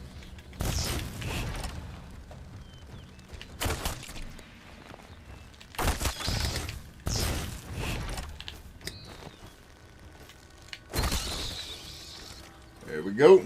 You forgot I had archery skills too. I love the balance of magic, sword, archery, and you can flip between the three so easily. It's like, yo, why they keep making Skyrim remakes? Why don't we get a remake of this and just make the controls a little tighter and the game move a little faster, and we'll have a freaking the hit of all hits. Like combat-wise, this game is way better than Skyrim. I'm just gonna throw that out there with you. To me, and what I like in combat, maybe I should make that abundantly clear.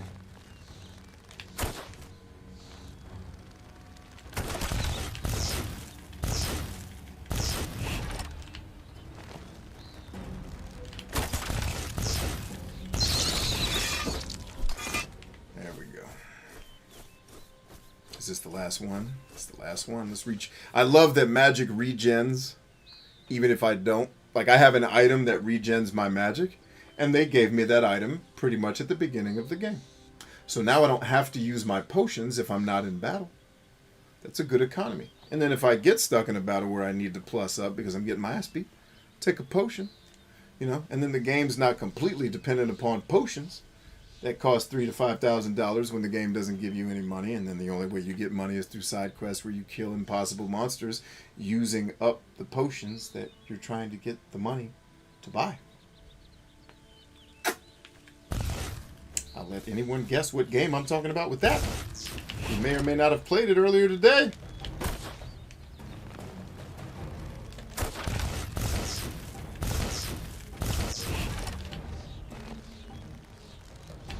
Like, just being able to switch between these types of attack, that's dope. Like, to do that easily in a game that was made in 2009. Come on, dog. What do you want from video games if that's not what you like? I get the story is not that, it's interesting, but it's not, this isn't Gladiator. You know what I mean? See, Clem says, dude, the fans modding community fixed the Skyrim battle system. Well, the mods I played with, certainly. I mean, I enjoyed using lightsabers and being able to force pull people, if that's what you mean. But no, I mean just the combat system in Skyrim is floaty as shit. that game still doesn't let you jump effectively. Like, Skyrim's engine is just dated. And everyone's been complaining about that for 39 years. I'm not going to rehash that old conversation about the Dream Engine or whatever, the Embryo Engine, whatever the hell they call it these days. Like, eat all the dicks. Make a new engine or buy one or use Havoc, for God's sake. Just license Havoc and stop making your games a pain in the ass. That's more what I'm talking about. It's just like, I love the world of Morrowind, but the combat is terrible. Oblivion's barely better, and Skyrim ain't that much better. Other than, you know, now I can have different things in different hands or whatever. It's just not a great action game. And those games were never intended to be action games anyway. But they're not great at that.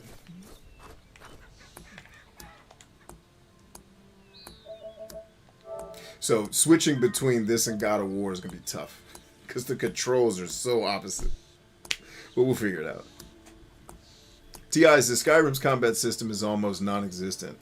It's literally just make big numbers before combat, then swing sword. Yeah. The combat system doesn't feel good in that game. The whole game feels like you're kind of floating on ice, and then you're in a fight, but there's no, like, dance to it. There's no ballet. There's no, like, drama. It's just, alright, here's a sword in your ass. Alright. Yeah, I know, Clem. Unfortunately, I learned that harsh truth already. That if you turn mods on, you can't get trophies and achievements. I thought that was stupid. I mean, yeah, if I use a mod that, like, I don't understand how using mods takes away trophies. Like, there's got to be something in the code that they did that for. Because what are you losing by letting me get the trophies? Like, obviously, like I said, because Bethesda, one of the things they do really well is trophies. Most of the trophies are story related, right? So it's like, what are these mod, like, other than a mod that just does all the quests for you, then yeah, if I install that one, don't let me get but you're not going to let me get the level up trophy because I have a lightsaber? It's not the lightsaber is not necessarily doing more damage than I would have done with the other sword. Like, they're still blocking my lightsaber. You see this? Like, their history. I don't get it, man. Man. Stranger. You've honestly earned your reward. So it's got to be something like, if mods are turned on, you can now F with the game on the back end or hook up a hard drive. Whatever the thing is, there's got to be a more practical reason other than nerds are going to complain if, you know, if you give us the achievements for using mods. It's like, well, then all the mods? I just made the game look better. What do you want from me?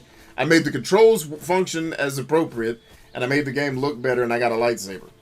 What exactly did I do that disqualified me from getting trophies? This is the stupidest thing I've ever seen.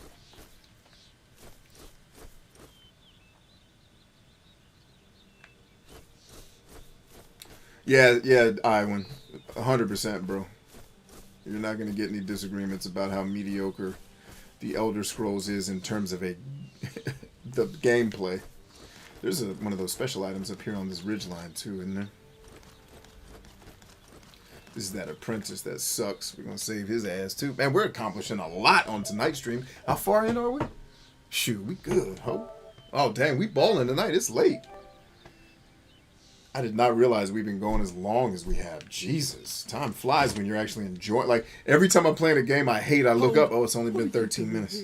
I heard but I'm loving it. We're already 2 hours in. I'm sorry. What? Who's saying that?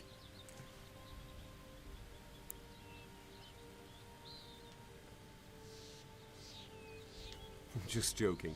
Master Worgen sent me. How's the experiment going? Well, not exactly as planned.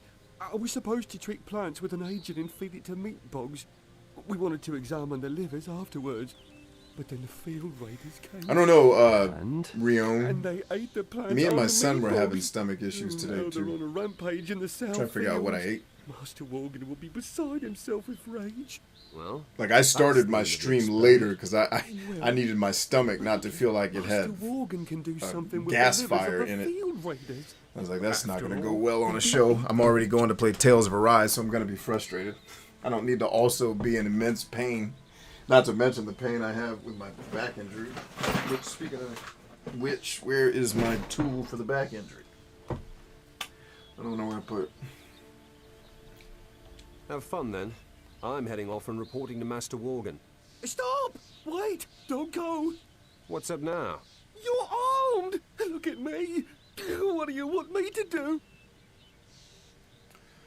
Let's see, Clem says, Skyrim shows you can keep releasing garbage and the fans will continue to play it. Yeah, well, I think what it shows is Skyrim's definitely not garbage. It's loved by a lot of people because it does a lot of things well, I imagine, that they like. It's just, like you said, it's when somebody really, really loves something, they're going to put money down for it. And when you have new consoles that have no games on them, remakes of games you like from the old console days are a good way to make money. Turbo Lynn, what up? All that anxiety prepping for the hearing yesterday. I got you. And it kind of crashed. I got you. T.I. says, I think Skyrim's real saving grace is how interesting the unique locations. Yeah, the world in all the Elder Scrolls games are very fantastic. I still argue that Morrowind is the most interesting. Like, dude, you have Silt Striders. How did the Silt Striders go away? How do we not have Silt Striders? I mean, maybe not in Skyrim. Then maybe they can't survive in the temperatures. But in Oblivion, we couldn't get Silt Striders. Like, there was so much cool... Like, in Morrowind, more than all of the games, you really... It's a weird combination. It's like, Skyrim is the most technically polished. Oblivion is the one I enjoy the most overall, and Morrowind is the best out of the three I've played. It's like, Morrowind's the best game for me, like if I'm looking at it and rating it, but I enjoy Oblivion more just because it updates things that Morrowind was made, what, in the year 2000? You know, it's dated. Oh, sod it. And I'll be playing it here on the stream eventually, so How many livers do you need? All of them. stay tuned. Turbo says, I have a test tomorrow, last one for this term. Word up. Go. Go kill it. Clamber down the rock face. The rock face. The rock Yes, face. There's a path to the barn. They went down there. Going down there, huh? Alright, do I have to keep talking to this guy or am I good? Looks like I'm good. Save the game. Save the game. Everybody wants you to go insane. When you save the game, you go insane. And insanity is wonderful because you don't care anymore.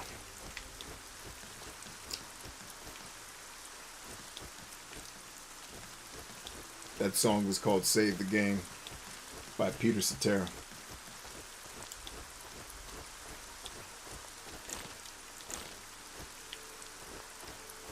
And see, the way that joke works is you name an obscure artist that everybody has heard the name of, but don't know any of his songs. And they're like, did he really sing a song called Save the Game? Ah! Save the game, Peter Cetera. Oh, more bugs, ho. More bugging. Bugging out, bugging out. Oh, we bugging out. Oh, this one's balling. This one's balling, son. This one's balling. Oh, I remember how I beat this the last time. I am doing this completely wrong. Ball out, son. Ball out, ball out, ball out. Ball out. Come on, baby. Come on, he coming. You better get your ass up. Oh, no, no, no, no, no, no, no, no, no. Come on, baby. You got it. You got it, Jesus. Ah! They coming, man. You got to be ready for this ass. All right, let's regroup and do this one right. Let's regroup and do this one right, because I butchered it. Let's do it right. You got to come from the high ground in this fight, y'all. That's the trick. But this is not the hill that I did it from. I think I did it from more inside the camp here. And I think I came from the low ground, or the higher ground, to get to the high ground back here. Let's see. Yeah, I remember this trick from playing the game before. Is it this rock where I kill them all from? Nah, they can definitely climb this one. Where is the murder rock where I killed all these things? Hey, there's another one. Ooh, this is the soundtrack that I love. Yeah, play that music, ho. I see you. I see you. Come get some, yo. Can you climb this rock?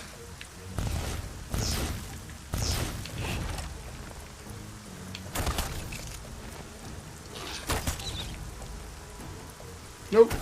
Yep, this is my rock. This is the murder rock.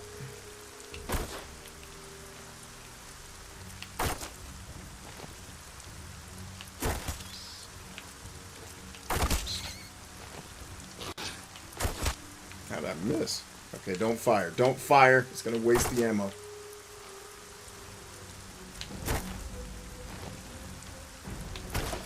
Remember, guys, when you have to do this mission, just get on the murder rock. All you need is a murder rock. And tell them hookers not to step it out in the city.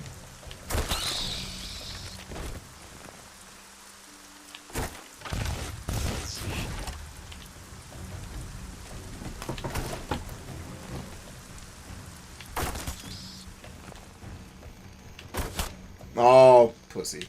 Where you boys at? Oh, that's what I should have done, is freaking stun him when he couldn't run away from me. Durr. Oh, yeah, he still can. Coward.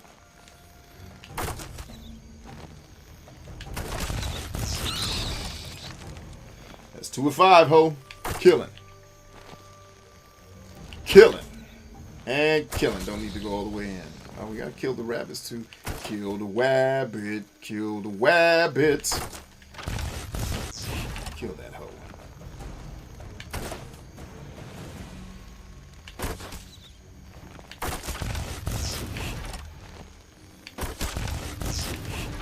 Oh, I'm missing. I was gonna say he's got to be in the retreat animation because I'm not making those hits aren't doing damage.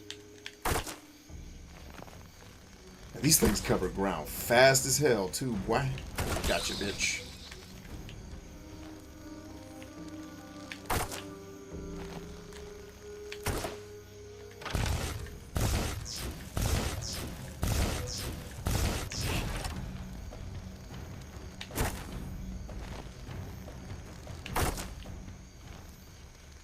Oh, wow.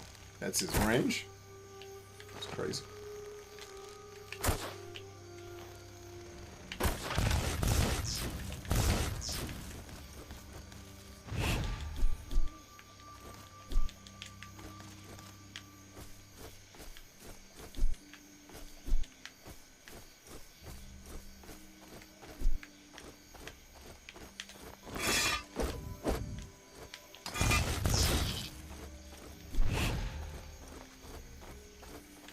Delicious.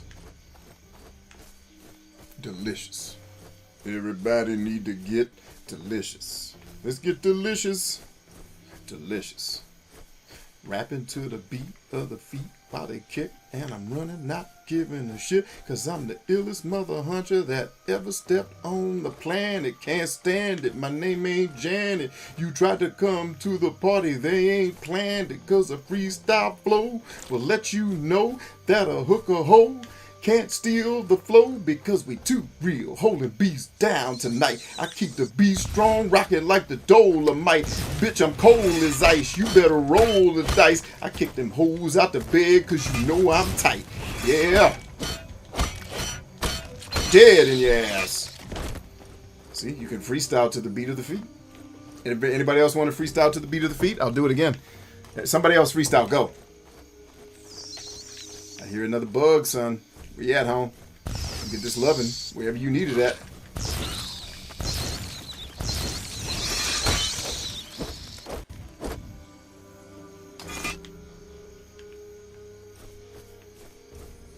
Oh, I got it. Before you go, Clem, I got to show you the surprise, man. You guys didn't remind me to show you the surprise. Y'all ready? I haven't even opened this yet to verify it's what I think it is. Yes. All right. So one of my really, really big collector's items that I wanted for my PlayStation 3 is a little ditty called 3D Game Heroes. And I finally, I've seen this game so many times in stores back when the PS3 was a thing. And I just, maybe another day. I'll get it. And then I kept passing it up until it got rare. And now this thing's dang near worth, in some cases, I've seen this sell for $150. I paid nowhere near that. In fact, I paid less than half of that for this game. I paid basically what this game would have cost, when it came out. But I really, really, really wanted to try it. It's definitely a Zelda clone, but how it's made is so fascinating and interesting to me. And by the way, I don't hate all Zelda. Zelda 2 is actually my favorite. Zelda: A Link to the Past was actually a decent game that I enjoyed. I didn't like all the puzzle solving, but it wasn't the worst. I don't really like the first Zelda, and I don't like any of the 3D Zeldas. But when I joke about hating Zelda, it's not a holistic thing. It's the 3D Zeldas can all, that's not me. And I've beaten Ocarina of Time, or Ocarina, however you nerds say it. It's just not my jam.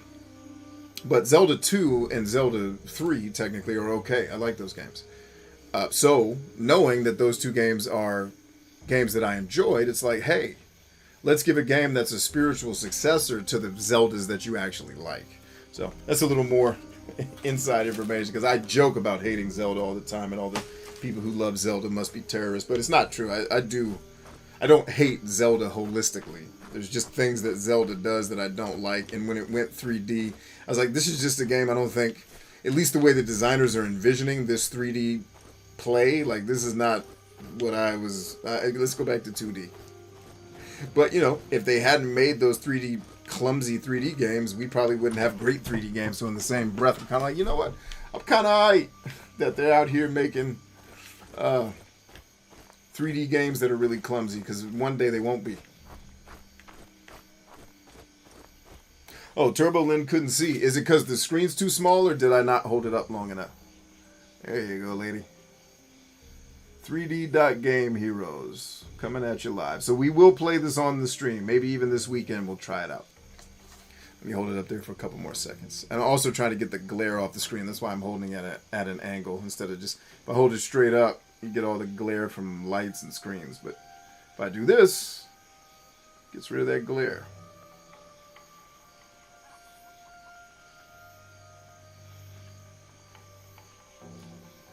There you go. Do a slow close-up of the game. I always do a slow close-up of the game. Just give me a sec. But no, you're right.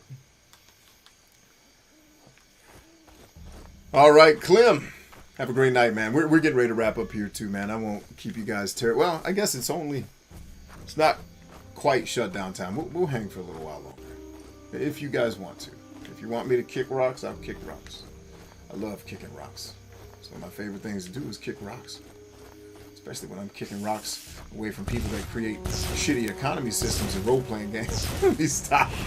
I'm going to wear that joke out. Oh, Lord, help me. Please be less insane. Actually, don't. I like insanity. It's way more fun than the alternative. And then people kind of just leave you alone. He's that crazy war guy. Just let him. Just let him be. If you leave him alone, he won't bother anybody. Exactly.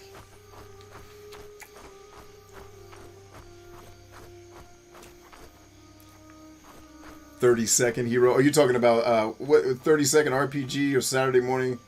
Or there is a 30-second game, isn't it? Like 30-second role-playing game, or one of those things where the game is 30 seconds long and you have to play through the whole game in 2 minutes or whatever. I can't.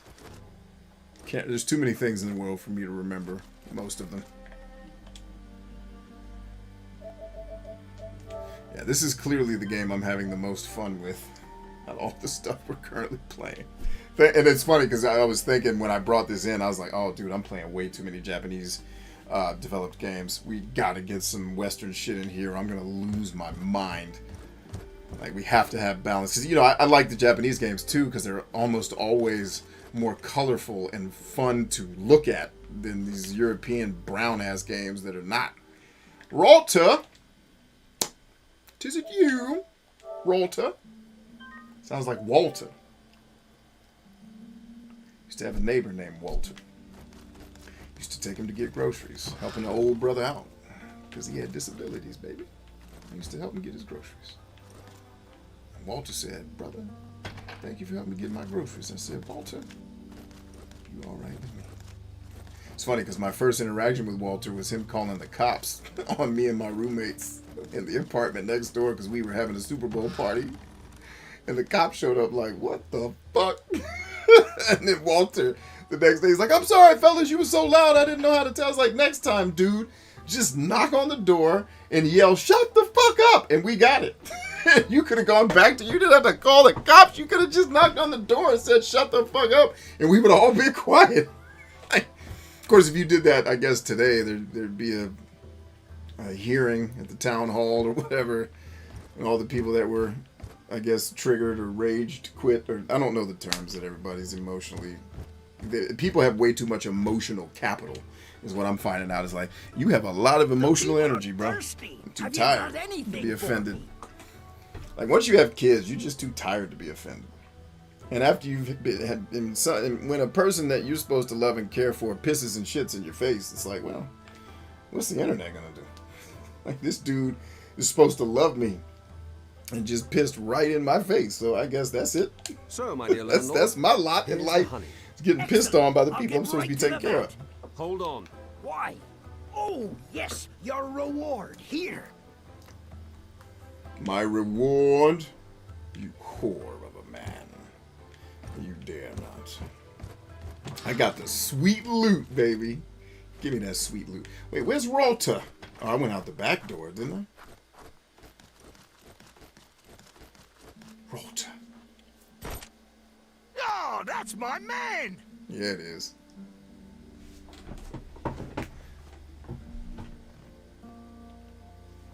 Yes, I brought Ingor some honey. Excellent, mate. Brilliant. I'm bloody thirsty, right? Don't drink too much. Maybe I'll need you. Don't you worry, mate. There's yet to be a mead brewed that knocked out old Rorter, right?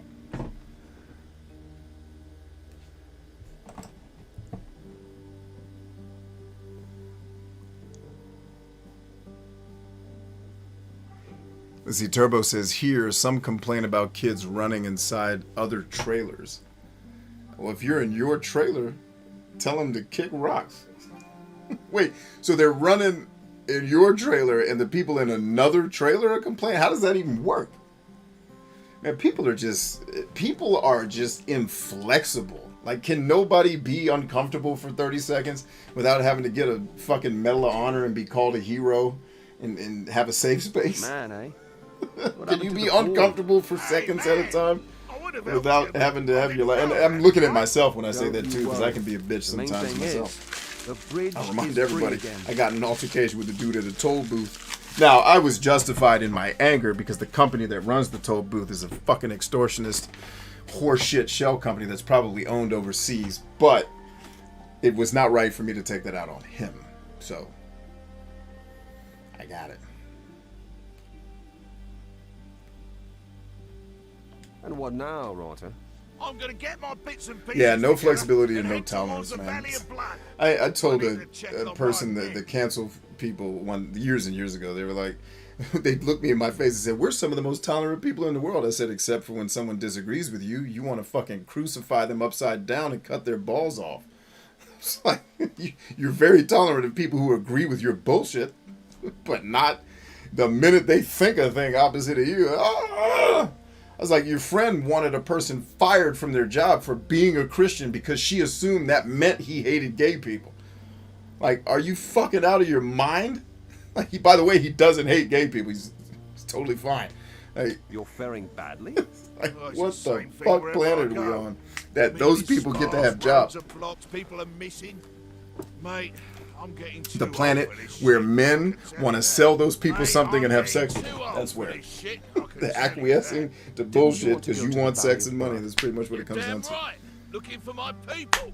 But I don't need to tell you that idiot Baron blocked the way, do I? So now? I wanted to find my mate Clargor in the city and talk about this bloody situation. But the man's nowhere to be found. Does anything go right? Clargor? Who's that? Like I said, mate, an old friend of mine. We fought a lot of bloody battles together. He was here in the city guard. A quiet assignment in his old age, right? Let him enjoy it. And now, this. And now, this. What then? I know a few other fellows from the city guard. They think Clargor fled from the city with the rebels. I can't believe that. Clargor wouldn't do that kind of shit. Turbo says, LOL, thin walls and no tolerance. I guess I'm picturing a trailer park where y'all's walls aren't connected, though, are they? Like, aren't you on separate plots with each home? I'm trying to remember, because my father-in-law lived on I guess, I don't know if it's called a reservation or in his latter days, that was how he was living. He was chilling. It's like he was cooling out, away from civilization, loving his life. If I see Cloggle, I'll let you know. Would you? Damn, I'd be really grateful to you. If you need any help, you know where to find Okay, me, so yeah, mate. you got 20 feet. Right Damn, here. tell those people to eat a dick and turn on some white noise. It's ridiculous. They're 20 feet away and they heard your kids. Like, I mean, even in, like, townhomes, you can hear the neighbors if something really loud happens, but it's like you got to lose your mind. And I get it. Like, if they were, you know, had to go to a job where, you know, they were being whipped or whatever to put stuff envelopes or whatever their crap life is, and they couldn't get any sleep. You know, they were working on 3 hours of sleep, and then they heard your kids running. Okay. I mean, I get the emotion, but let's try to get the behaviors right, despite the fact that we're in pain. You know, and I look right at myself when I say that too.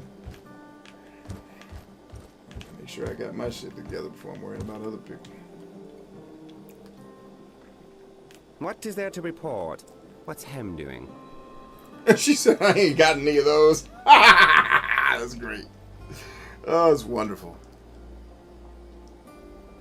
The funny thing, they can sometimes hear you stream. Oh, I love that. Should I start saying things about them? Well, how loud do you have my stream turned up?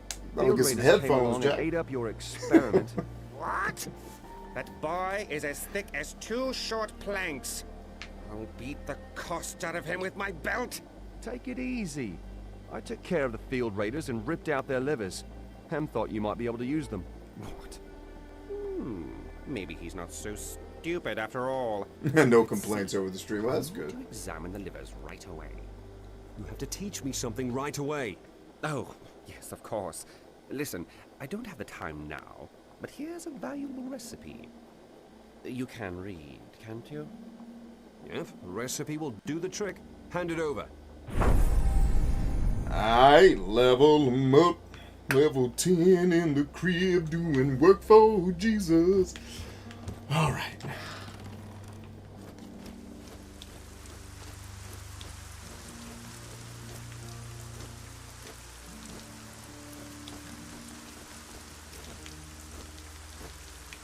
You're going. Holla at me, dog.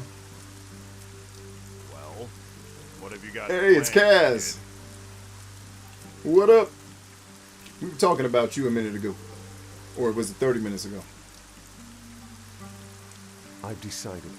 I'm going to help Hurton. What? How'd you get that idea? I spoke to Leuven. She has proof against Renwick. If it's true, I'll drag those wimps into the dungeon myself. Word. How do we prove it's true? Let's get to that part, my friend. Actually, if I saved Leuven, shouldn't I be talking to Donkey Lips or whatever his name is? Winston? Let's go to Questicles.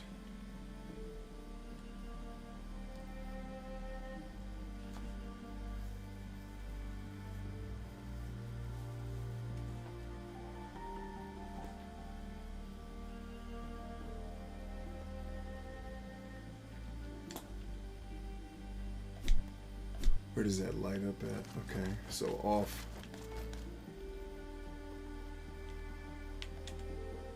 Okay, that's not too terrible. Let's ball out.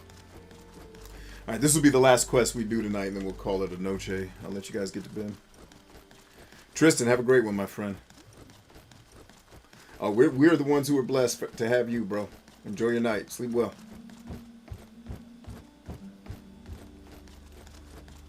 And the cool part of this game, there's no, to my knowledge, respawning enemies. So once you've cleared an area, like when I'm running around here, I don't have to worry about, unless I missed an enemy, I don't have to worry about getting ambushed or attacked. I can just peacefully walk to the place I'm going. If I don't feel like being in combat, I don't have to be. Player agency. That'll be the next buzzword the marketers will start talking about. We're giving the players agency. Because we finally ran out of other buzzwords to sell you apes. It was choice for years, and immersion. Agency will be the next one. You can do what you want in the game. It's open-ended. Okay. I was doing that already.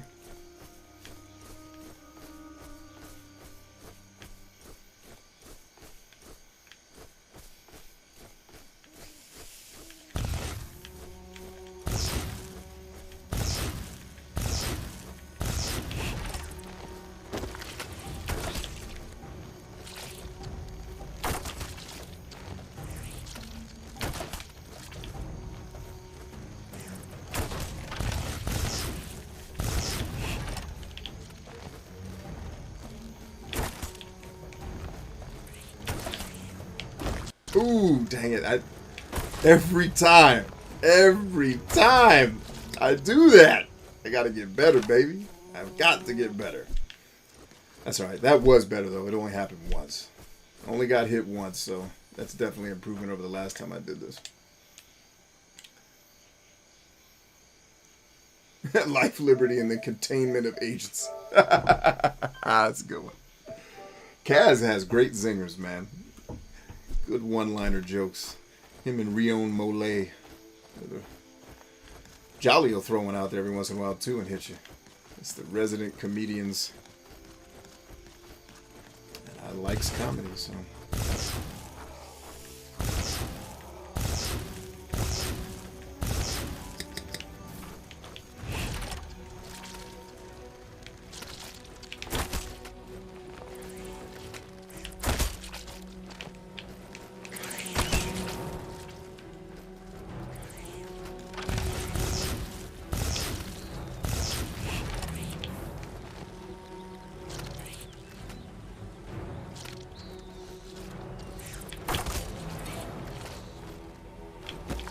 Oh, cheap shot, cheap shot. I mean, I get why that happened, but come on, Kane.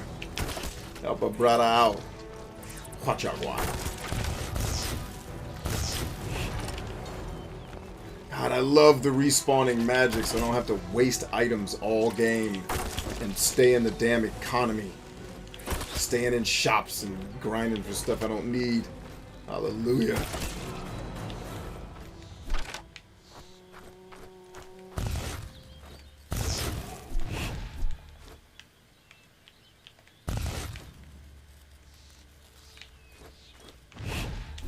Tender meat, baby. Get that tender meat.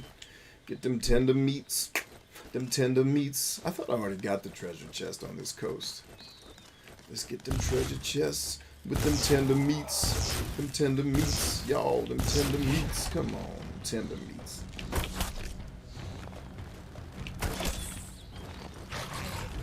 Oh, damn. They can spit that shit, too? Didn't know that.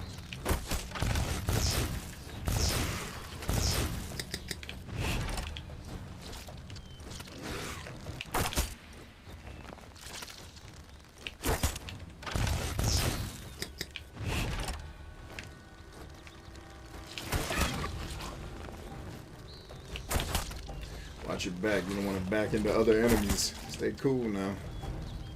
Got him. Oh, dang, no?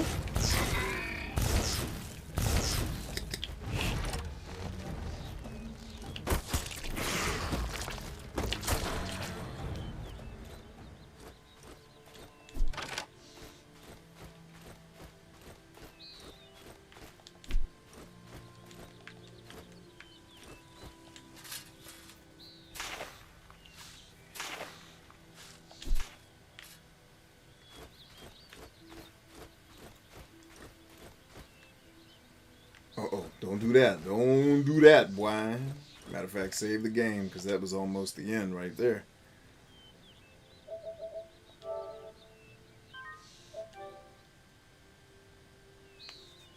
$80 degrees. Where is Turbo Lin at that it's going to be 80 degrees? That sounds like Satan's temperature. Wherever you are needs to repent immediately. Get that satanic temperature out of there.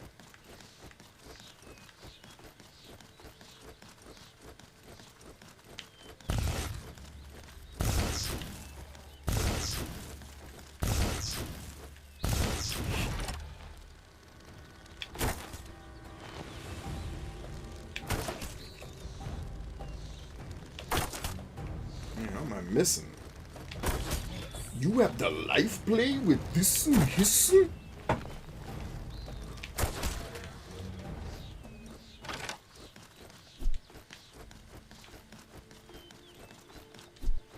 All bombard.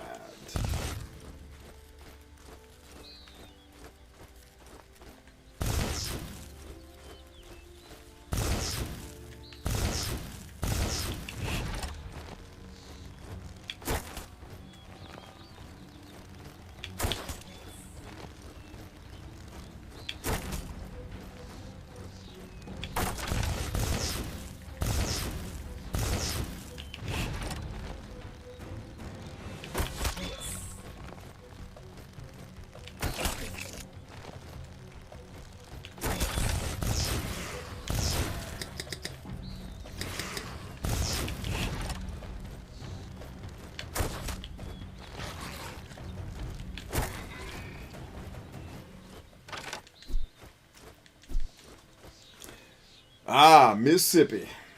Got it. That'll do it.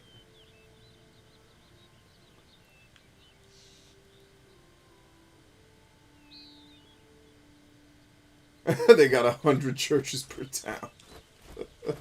It's funny. That's why. Of course they got her. Got the casket. What up, Goo? Coastal Goo. How are you, brother?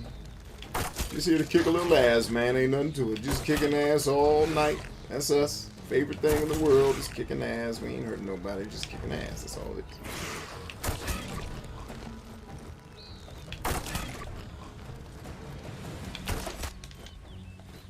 Oh, damn. It's still alive? Oh, that was the last shot. I need to buy some more arrows, man. I'm almost out ski. Alright, we finished the quest for Jesus. Or did we?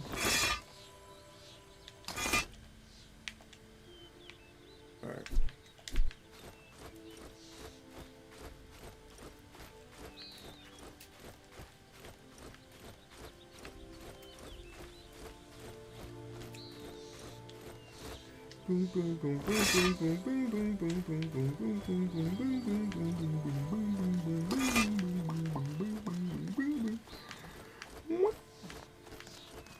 I can't even hum those other notes. The chords are weird. I'm trying to think of what chords are those.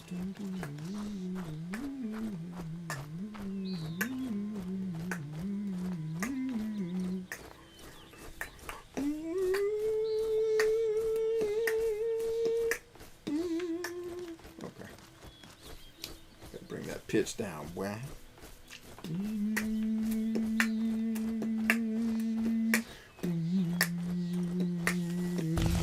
There we go. That's more comfortable within your range.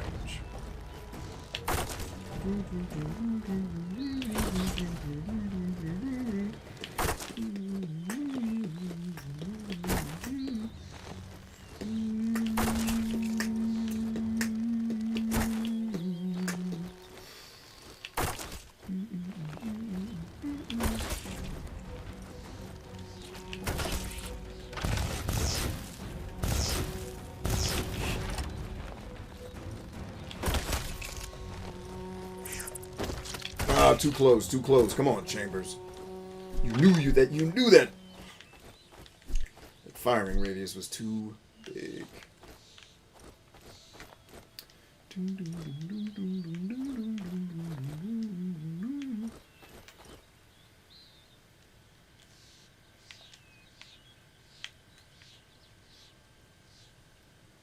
So home one, this is gold leader.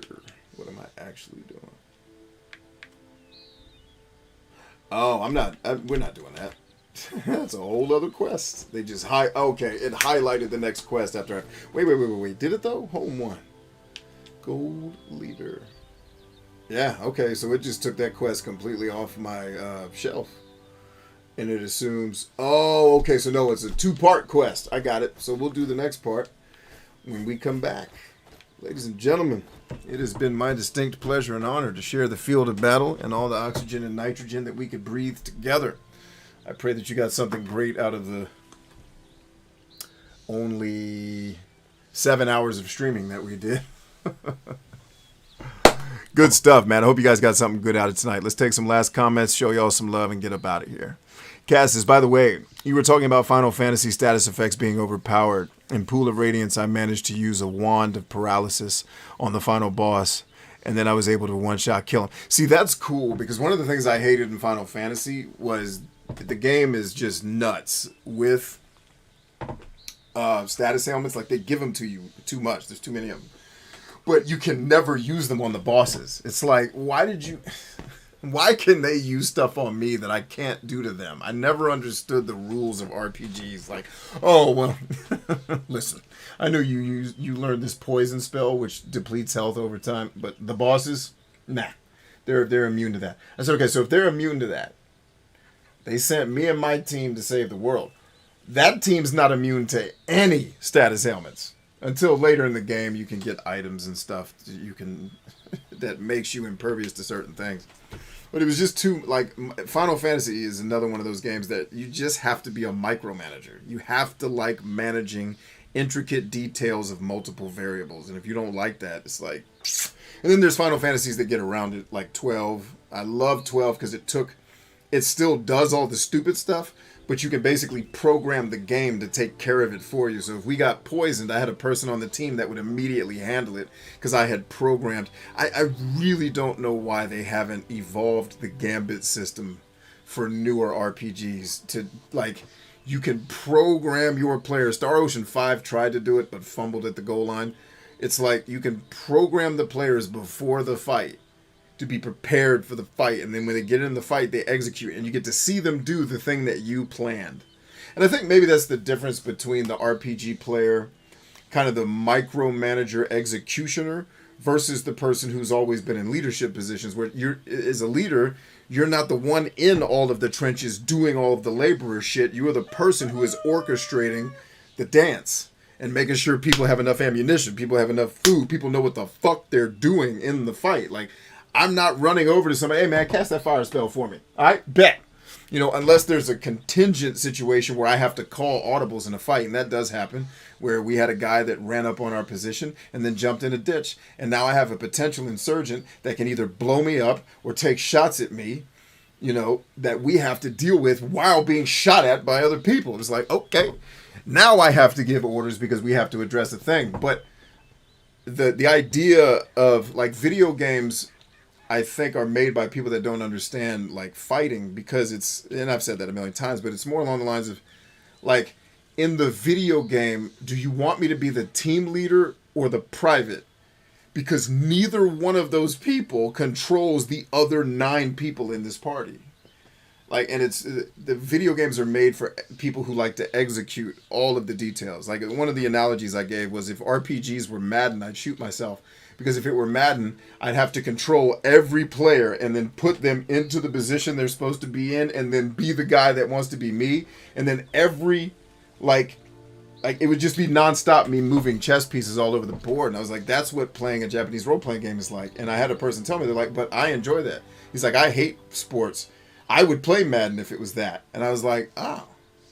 So you like micromanaging intricate details? Yeah, like, that's the fun of the game for me. I was like, okay. Like, to me, that's hell. Like, I would literally rather shoot myself in the leg and just go to the hospital than micromanage tedious shit. But it showed me that, like, these games obviously exist because somebody likes them. But it was just in my narcissistic brain at those times. It's like, I can't fathom anybody. I mean, I joke about it now. Like, how could anyone like this shit? I get how you can like it, guys. I don't need... That's one of the things I love about doing this show on YouTube, because if this show was on any other platform, it would be nothing but comments about, I'll show you how to play the game properly. Like, it's fine. This is jokes, man. I already caught hell for some of my Halo jokes. Like, people trying to coach me and shit on how to play the game. Like, bruh, hands up, you win.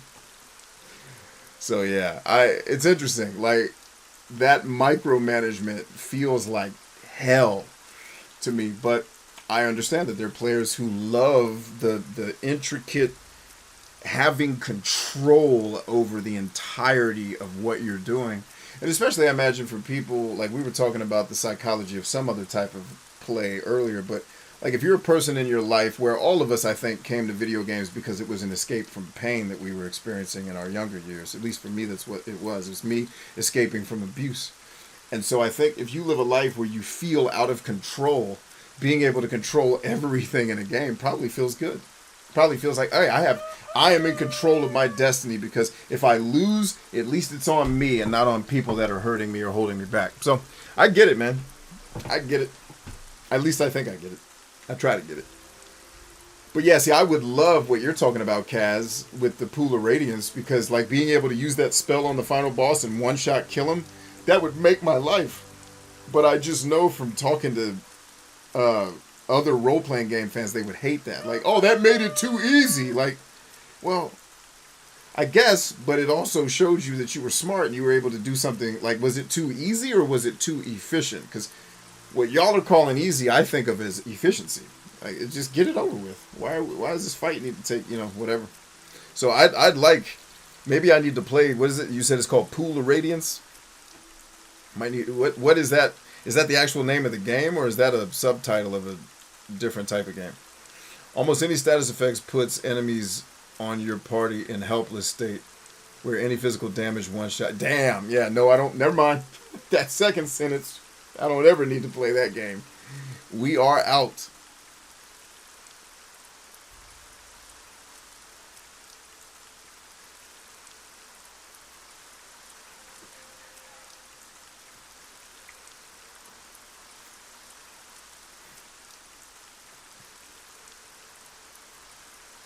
Kaz says, yeah, 12 was pretty cool. Dragon Age tried. Yeah, Dragon Age did try. I liked Dragon Age. I didn't love it. It was one of the BioWare games. I remember when I was playing it, because I always love a game in the beginning when it's good, and then it usually wears me out.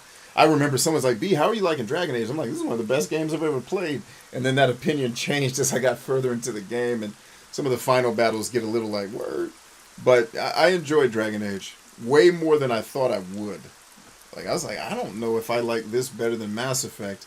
Because I really only like Mass Effect 2 because the story's so good. And the gameplay is kind of in all of the Mass Effects. And the leveling system is trash. Like BioWare and RPGs. I'm like, dude, just make clumsy third-person shooters. Stop making it. And I get it. Like, I think they used to make, like, legit RPGs back in the day with all the depth and all that stuff. And they're just trying to make them, I think, streamlined for consoles. So I respect. I get it.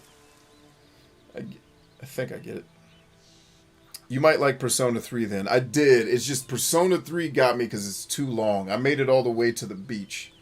And it did the same thing that Tales of Arise did to me. Thankfully, in Persona 4, I was prepared for it. When I got to the beach, I thought the game was over. I was like, oh, man, I made it. Man, this is a long... Because that's like 70 hours just to get to the beach. Or 50, maybe. And then it was like, nope, you got a whole lot of more. It was like, damn, I can't play this shit anymore. And I had other shit going on. But I still plan to go back to Persona 3 and try to finish that. And to play Persona 5, which we were enjoying during the last Extra Life we did. That's how I actually got the cyst on my hand that I had to have removed, was playing on Extra Life. Everyone's like, B, what's wrong with your thumb? I was like, I played video games for 24 hours and got a cyst.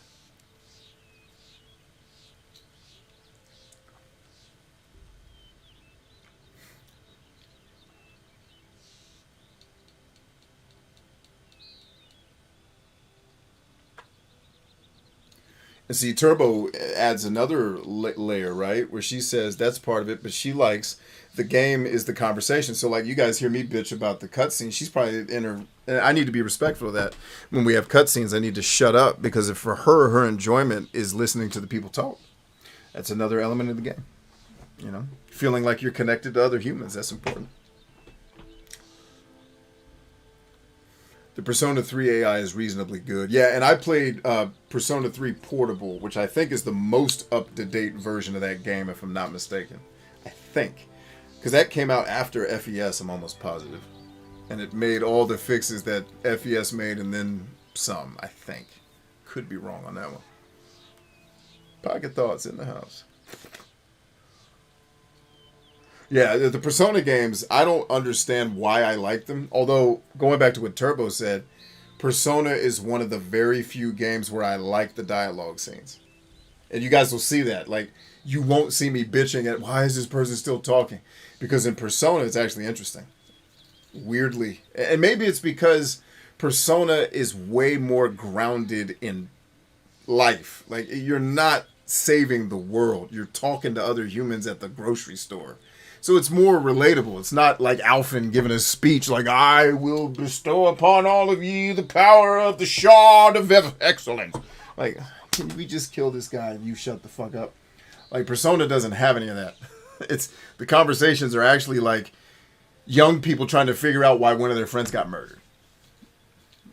That's dope. Like, and then you're like, how did this person get murdered? And then the playing through the dungeons is how you figure it out. Like, there's something that the writers of Persona figured out that other stories just don't get right. Because everything about Persona screams, I should hate it.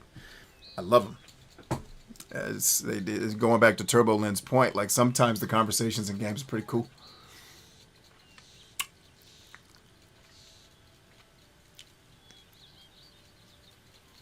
Disability Advocate says, sorry, B, you have to stream for another hour. Pocket just got here. Okay, another hour it is. Let me go get some more tea and go to the bathroom. I'll be back.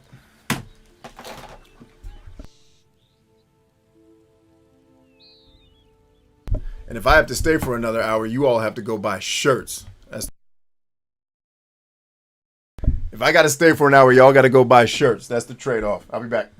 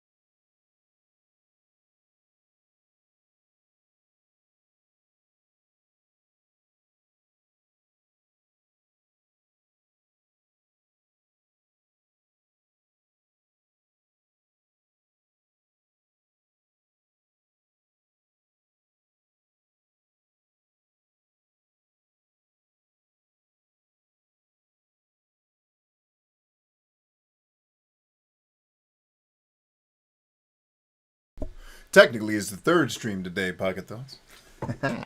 And Kaz says, yeah, portable makes you micromanage the players, though. That was what they added. And believe it or not, that is one of the few games where having to micromanage your players actually works in your favor. Because one, you're only using 3 of them, if I remember correctly. You're only using 3 people. Like, it's not so much that I have to play as every player. Like, you know, I can play certain Final Fantasies, and I've enjoyed some of the Dragon Quest series. It's not that I can't do any micromanagement. It's when I have to micromanage 5 players, I also have to, you know, cast buffs, cure status ailments, like all the Dungeons and Dragons shit that would actually be fun if we were playing it socially together. Just to me, because I'm not very introverted or like a micromanaging type personality. It's just like, oh my God, this would be great if we were playing Dungeons and Dragons. But please not. Not in this context. You know, so the micromanagement I can handle to a degree. Like playing as each player I can get over usually, as long as it's like Final Fantasy X, I think did a great job of that. So I can handle a little bit of it. But it's like when I'm constantly, like even in the Tales games, when you fight some of the harder bosses, it's like I'm literally having to switch to players to make sure they cast the right spell because they're too dumb to recognize, oh, this guy's a water guy. Maybe we should use all our lightning spells. We've been doing this RPG shit for 30 plus years. How do y'all not just immediately water, lightning? Let's go. We all know it. Pocket says, how many people are on B? It says 4 on my side. Is that true? Well, it's hard to tell for sure because the number's always moving.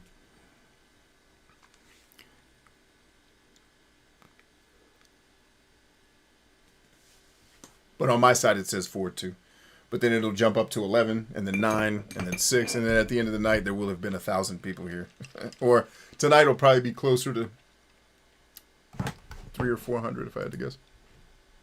Indigestion. Oh, I can't see my other numbers. Hold up.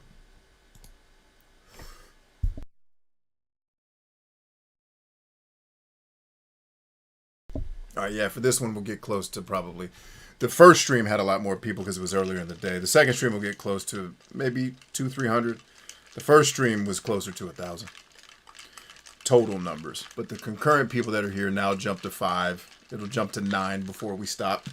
Because people stop by and don't say anything, then they leave. They just want to check it out. Like, hey, this came up my feed. Let me check this crazy guy out. And then they realize that I'm actually crazy, and they're like, I don't want to watch him. Or they're like, hey, this guy is exactly the type of crazy I am. Let me stick around a little bit.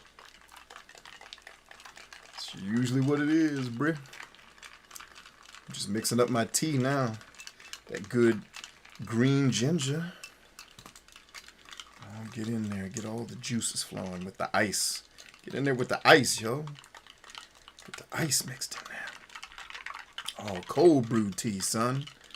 I've already sweat through my clothes, so I am not about to sit here. Dagnabbit. I am not about to sit here and drink hot tea. I have sweat through every item. Like, you can't see it because I'm wearing black, but all of this is wet because it's hot as shit in here. And I just perspire easily. I always have. I don't know if that's an athlete thing or what, but it doesn't take much to get me sweating.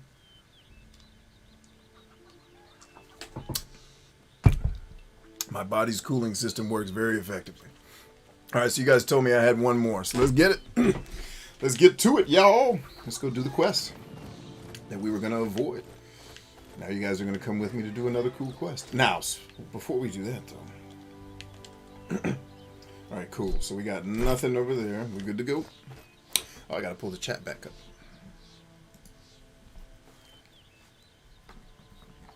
Whew, that was like an hour ago. What are we doing?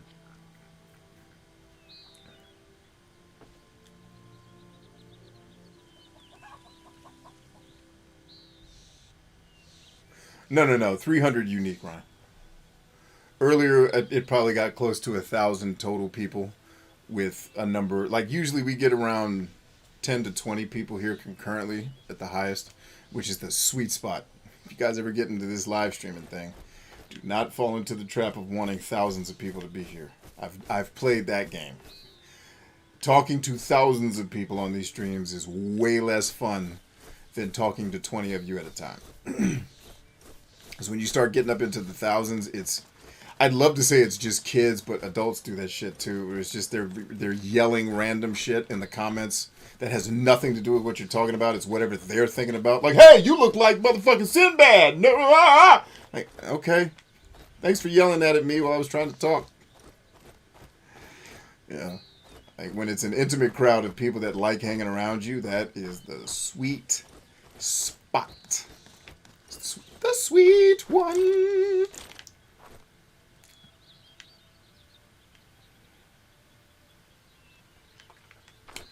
Let's see, Rihanna says, I was joking about having to be here for an hour. No, you weren't. You can tell that bullshit to somebody else. Ho. Brian can read between the lines.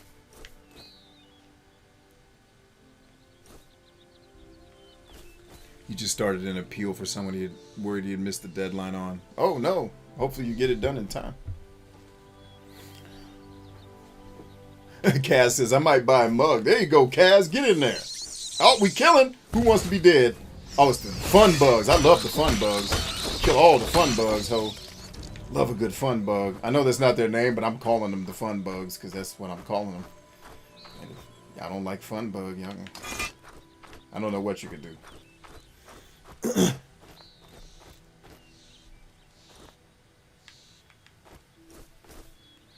You said we have to buy sweater.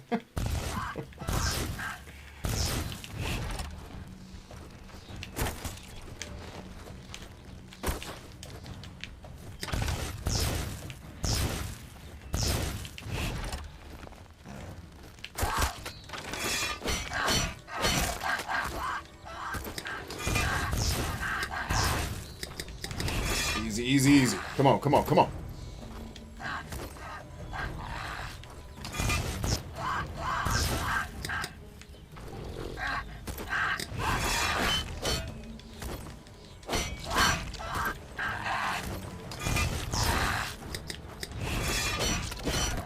There we go.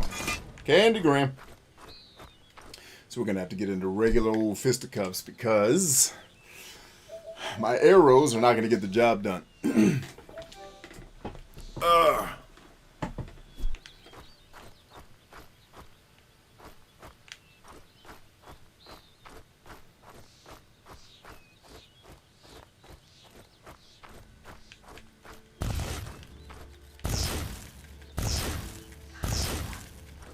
You gonna help your friend while he get his ass beat?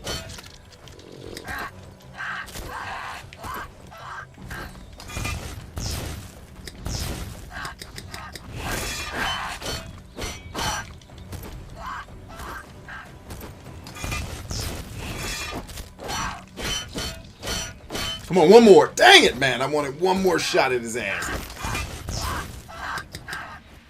Just want him dead, man. One. Thank you. Trying to kill, divide and conquer these hoes.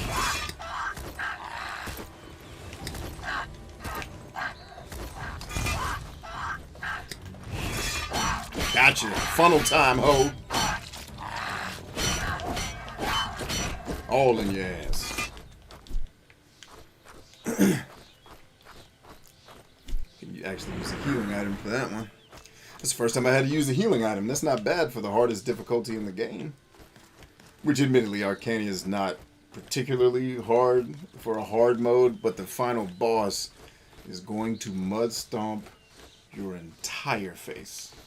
He doesn't like you. The final boss is hard. I don't care how easy the rest of this game is. Final boss guy is tough. Or at least from what I remember. Because the second time I beat this game, I definitely did not play it on the hardest difficulty. So I don't remember it being as hard. The second time around, because I think I played on easy. But first time, I remember getting to the final boss and thinking I might not be able to finish this. I might be taking the L. And on Xbox 360, the game's glitched, so there's a trophy that you have to miss. And I remember the developers like, we ain't fixing that shit. We ain't got no money to fix that. Get your ass out of here. You lucky you got the game on time. It's like, all right, our bad.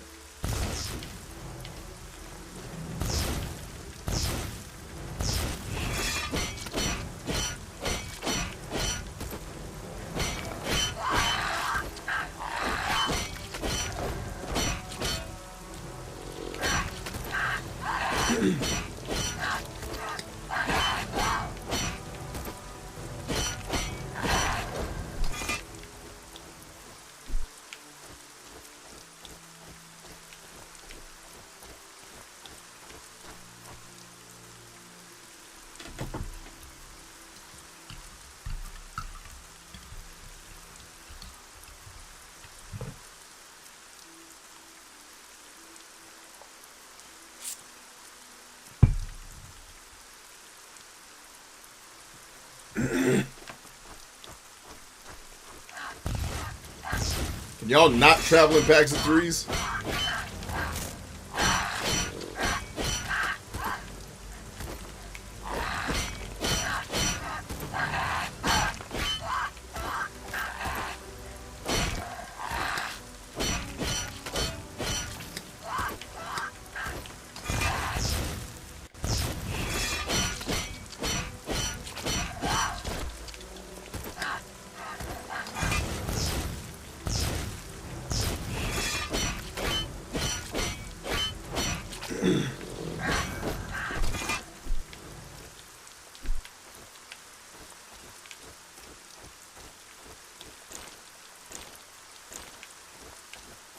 Oh, that's dope. It re-equipped my shield without me having to. I didn't even notice that. How cool is that? Hold up, man. You're going to have me come up here for nothing? I'm not buying that. What are they hiding up here?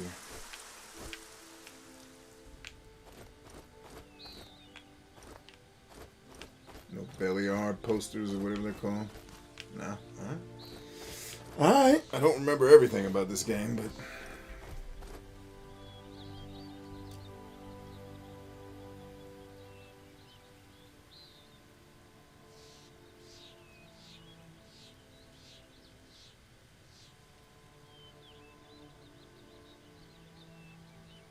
Kat says they have this motto, "We are stronger than I."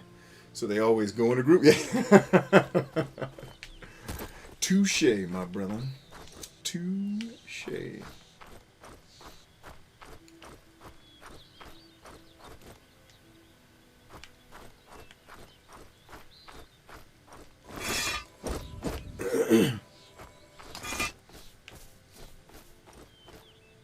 Or is it this?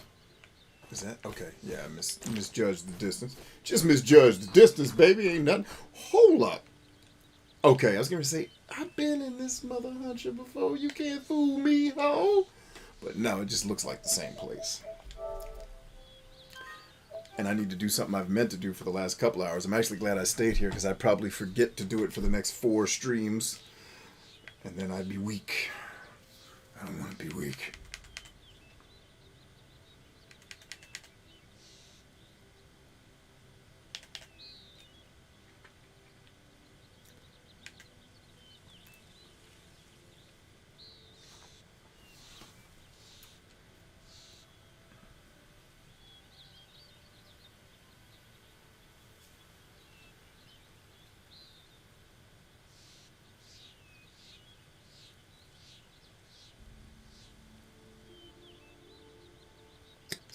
What?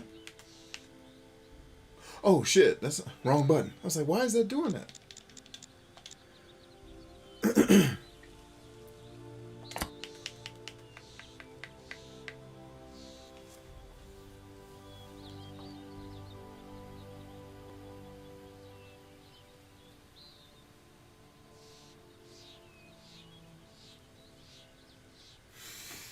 Got it.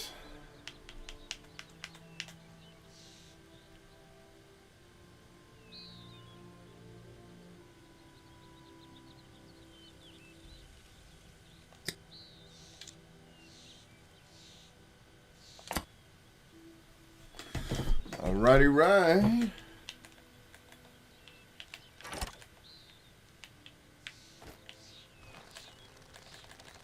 That's it. That's what we're looking for. Okay. Got it. That's a nice ability. Very cool. Very cool. Hey, what's that? I love that they put butterflies above everything that you're supposed to pick up in this game. God bless you guys. Man, these designers really care about their players. Look at that. Just caring about us, helping us.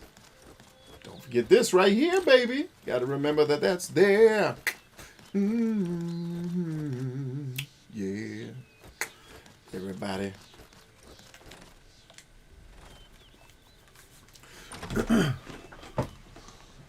The hunting arrow. Oh, sweet. Ooh, I'm about to put that helmet on, aren't I? I bet you I is. Now, hold the phone. That means maybe I'm not as out of arrows as I thought I was. Yep, no, I'm not. Fire arrow. And am I using the right bow at this point? Oh, dang, I had a new crossbow, too. Dang. Got him. Alright, yeah, I don't need to go buy more arrows. I still had some. Delicious.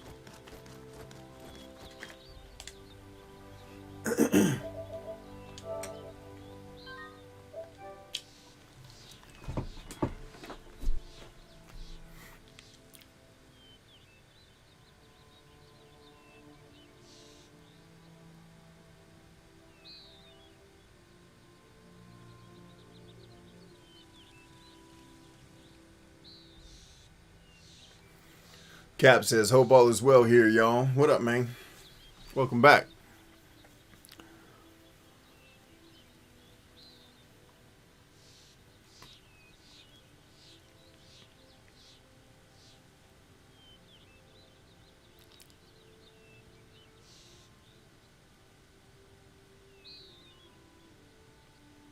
Turbolin's got to sleep. Good night, all. Rest when you can. Yeah, good night, Turbo. Thanks for hanging late with us. Have a great night. Have a great rest. We'll see you back here mañana. If you're back here mañana.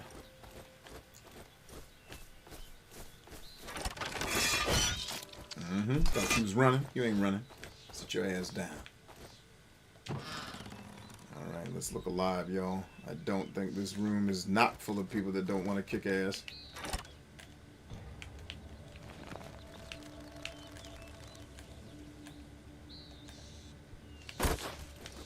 Yep, I see him right up there. Oh.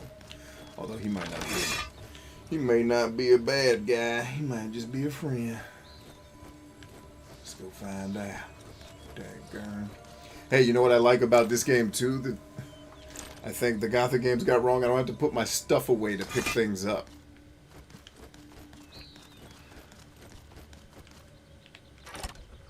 Oh no. He's friendly. He's friendly. Stay cool.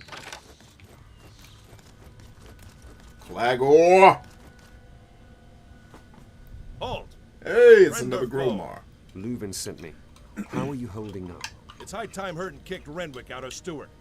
The Baron's a bloody collaborator, but we can't prove it. What if I had proof of Renwick's collusion? That'd be the end of him.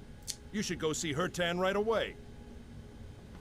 Well, shit, I would have done that if he wasn't standing in my way. He's right up the street. Where is Hertan? Right over there. Further back, in the cave. What's wrong with your eyes, man? You an alien? What you been getting into? The dark arts? Or you just got jaundice? Which one is it, ho?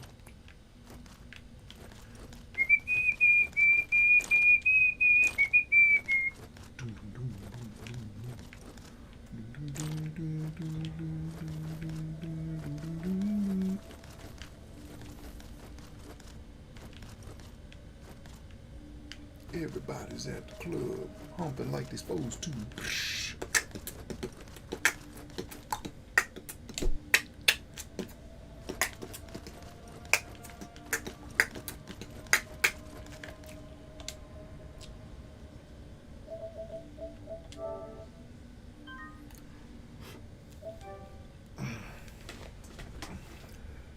Good day, sir.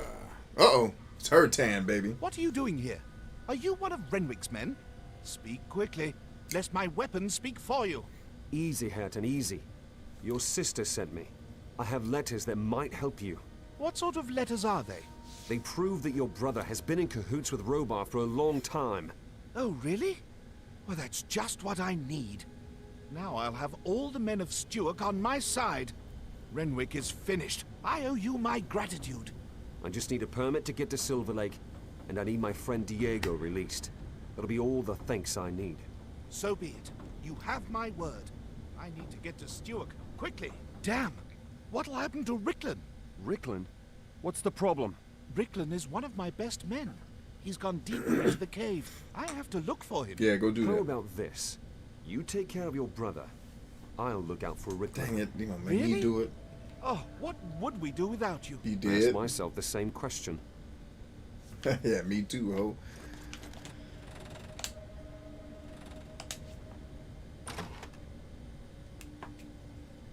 Oh, the extraordinary halberd. That will come into use very nicely. If you leave now, help them you could. But you would sacrifice everything they fight for.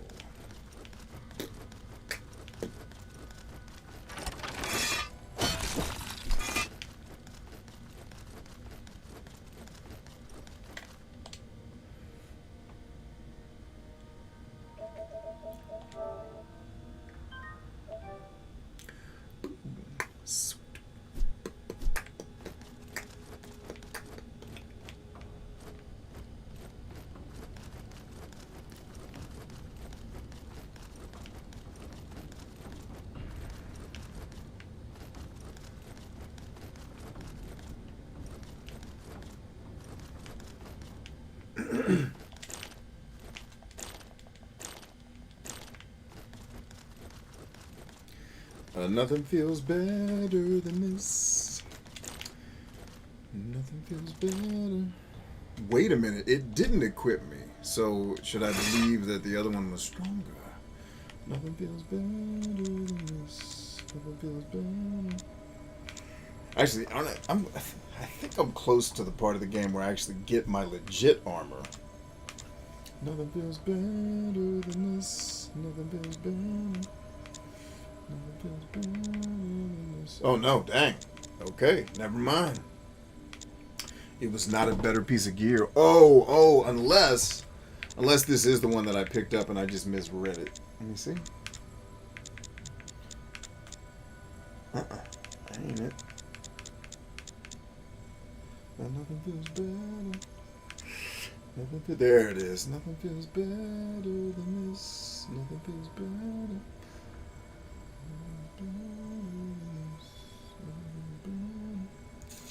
I like that stamina regeneration though. Do I have stamina regeneration anywhere else? Nothing feels better than this.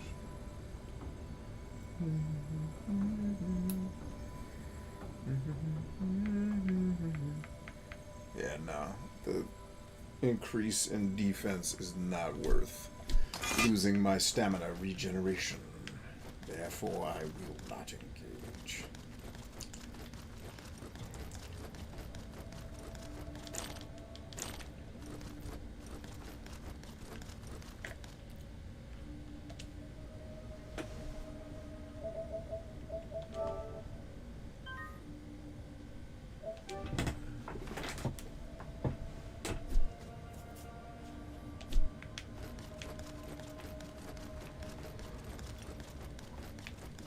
Oh, snap.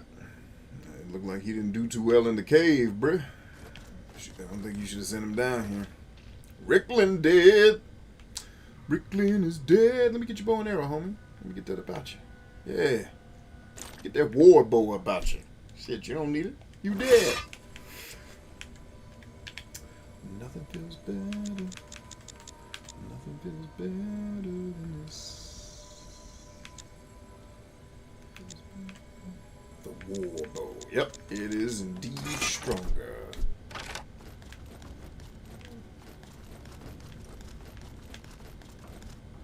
Uh-oh. There's Skeletrons in here?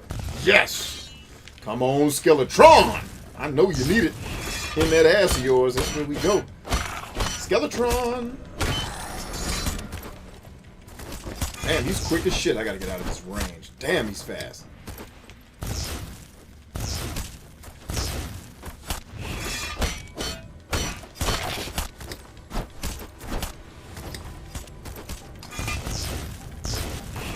Hey, two of them? Hell no. That's asking for an ass beating. They're gonna have the upper hand because they're faster. Come on, man. Sheath. Sheath. Bob and weave, baby. Bob and weave. Bob and weave. Bob and weave until they stop chasing you down the street. Shit, funnel time, ho. You like them apples. Huh? Remember you like them?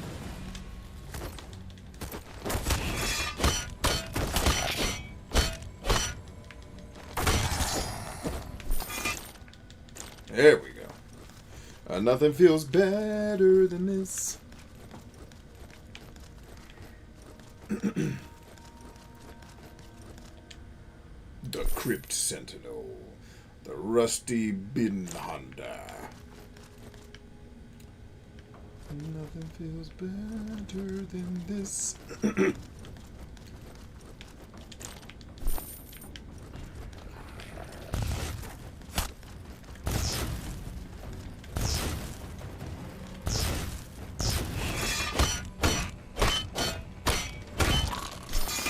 Ba-da-ba-ba-ba. Your ass is dead.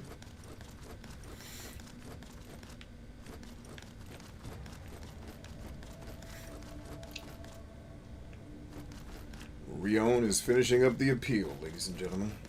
Oh, this Robar's crib, ain't it? Isn't this where we helped out Brother Robar?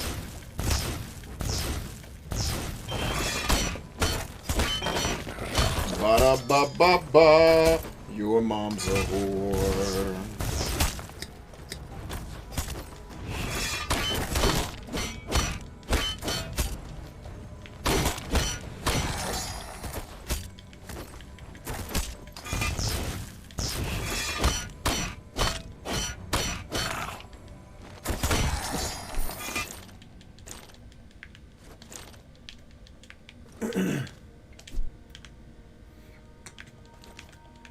Light him up. Come on, man. There we go.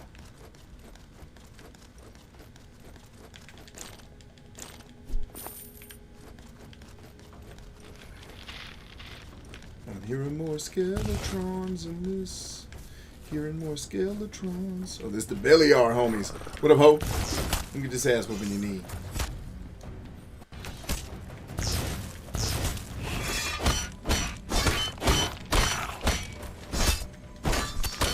Shit! Alright, busted. Oh, I didn't realize they was gonna kick ass that hard. Scheisse. I can't. Actually, I can use that. It'll give me something at least to try to survive until they stop chasing me. Then we'll turn right around and kick ass.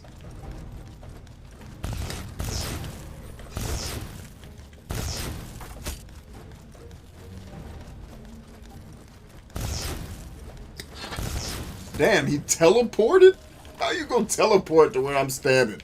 Who designed that? That's stupid. Where's the body? Loop dancers. Big draws. Well, the Social Security website is shutting down for maintenance, so I saved it. Yippee-ki-yay. Glad you saved it.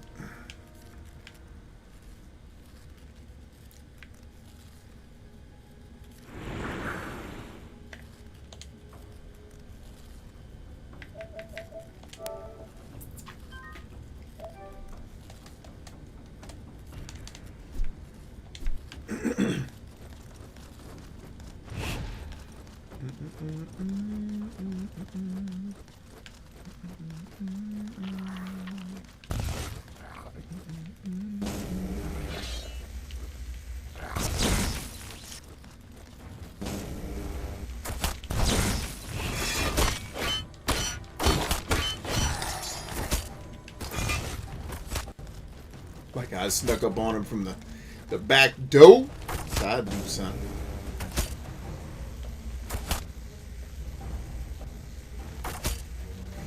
Put my magic plus back up and then kick ass.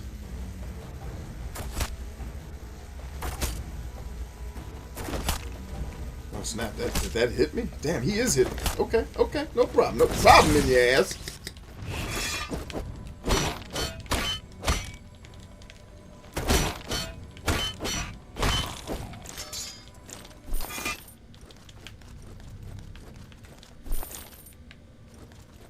The minor mana potion has been acquired. Beliar Shrine. Shit! Get your ass up, dude! Move! Didn't know there was another guy. At least I don't think it was letting that do damage to me, which, oh, thank you. The game's not a complete cheapathon. I don't think I was actually taking damage, which is awesome. The game designers actually thought through that. Like, if he's stuck in the animation, he can't defend himself, so let's not hurt him. Yeah, let's not hurt him, baby. Cold-blooded.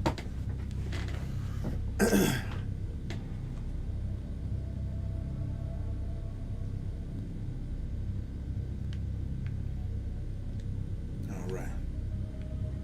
Y'all done praying? Let's go kick ass.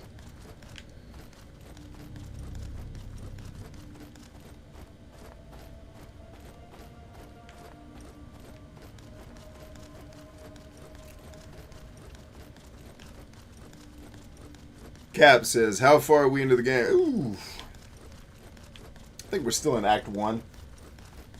We're maybe pushing a third of the way through the game. Maybe. If that.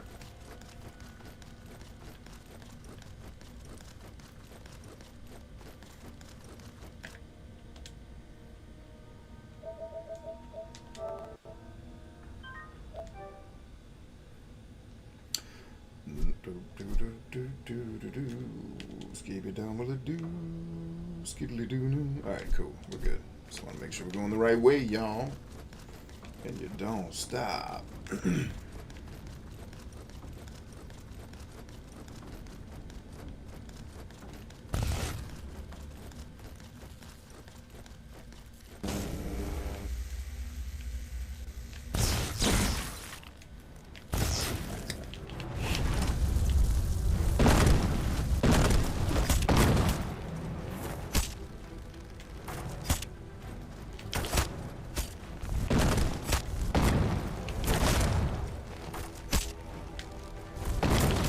love that you can actually be tactical like this in an RPG. Like, be smart about how you fight, not just go out there and get your ass beat in a button mash-a-thon, like using the terrain and cover as it gives it to you.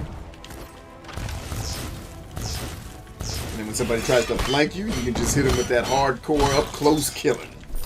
And then it's a wrap. I really appreciate that about this game. Where you at, homeboy? Busting your ass down to parade detail. This where you belong. Woo! Nice shot. Alright, heads up, heads up, heads up.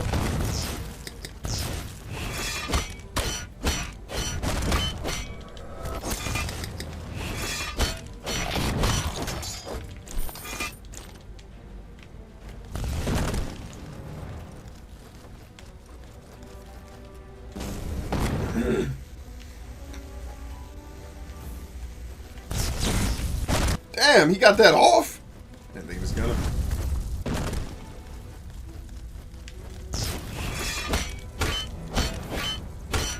Lord of the Crypt, your ass belongs to me. It's now mine. Damn, dude, I didn't know you could double up. Shit. That dude went to work on my ass. I thought I had it in the bag. Like, I ain't no bag, ho. You get your shit together. He's gonna have your bag, ho.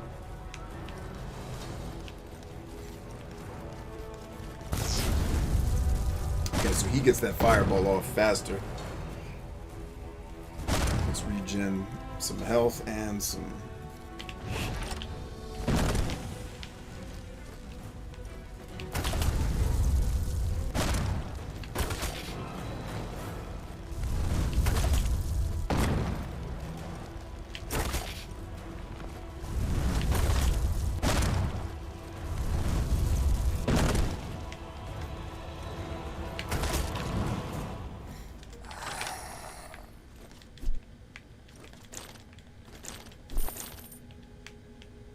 Let me get that sword up out there.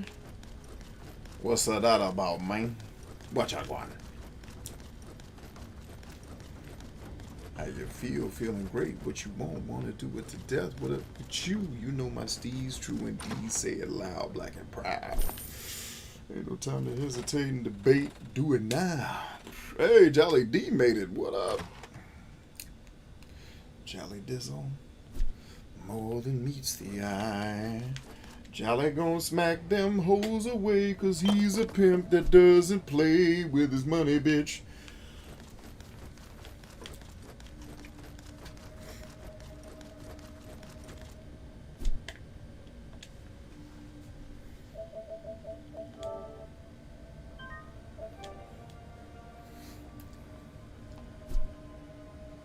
Hey, Jolly Dizzle got out of class and wanted to hang. I saw his other comment before his first one.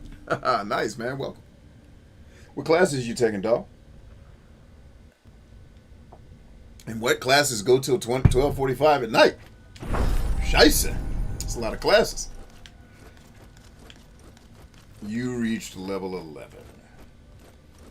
You now speak with the mouth of a whore.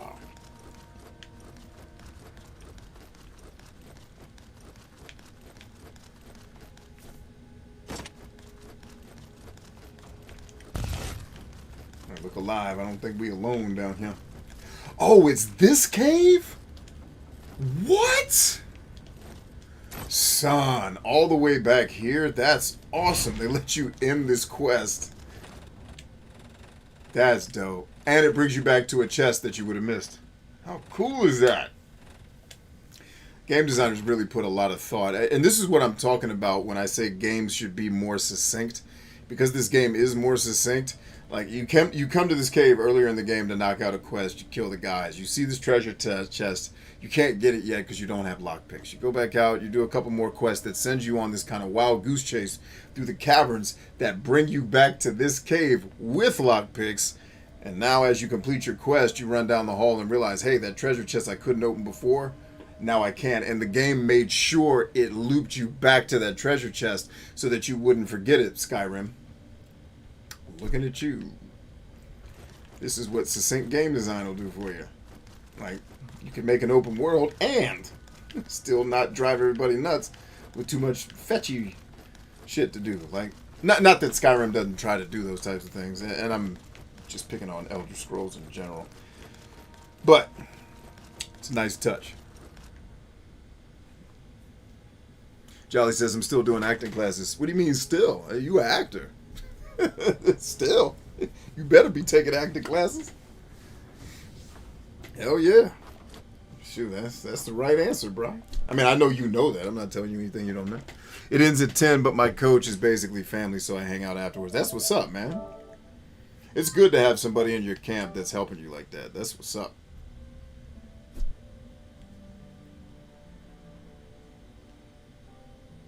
Do you have any prospects for new work in terms of getting gigs acting-wise? Or is that most of that stuff, like the casting agencies and stuff, pretty much down because of COVID? How's that all coming together? Because shit is still getting made. I'm seeing all kind of stuff pop up on Netflix. Like, damn, didn't we have a pandemic? When y'all have time to feel like the new Witcher shit's coming out? I was like, I don't know if I want to watch the new Witcher. Like, the first one I feel like was enough. I liked it.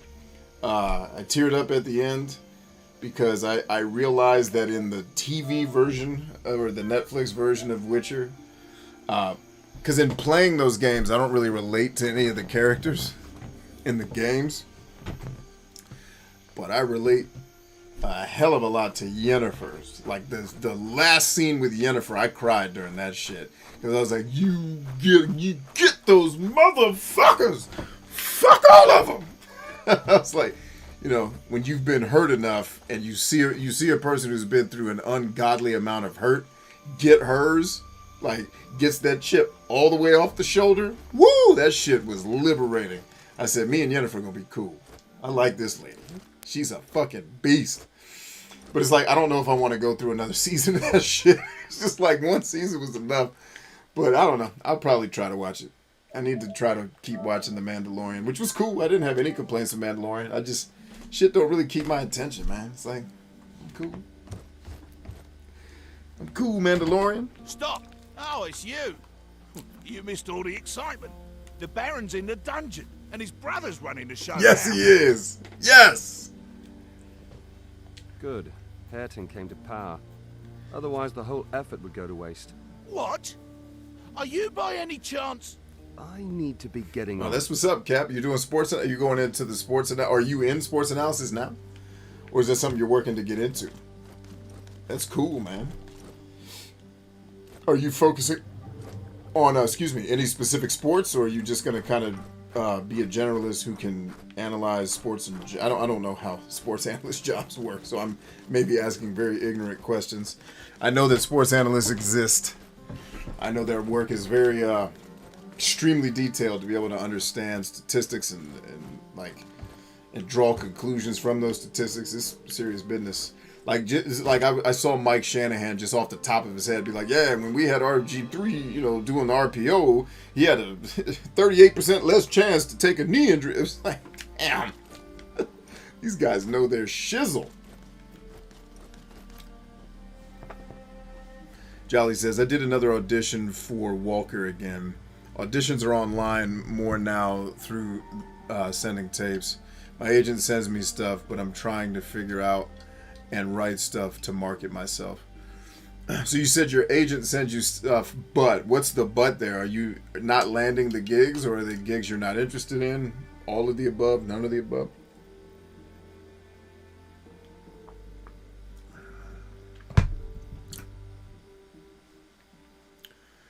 Let's see. Rion says, I've been seeing a lot of sports bets and best books and all kinds of sports games. Oh yeah, dude. Like FanDuel, I don't do betting. I'm not into gambling. I get that people love it. I get that some people are addicted to it.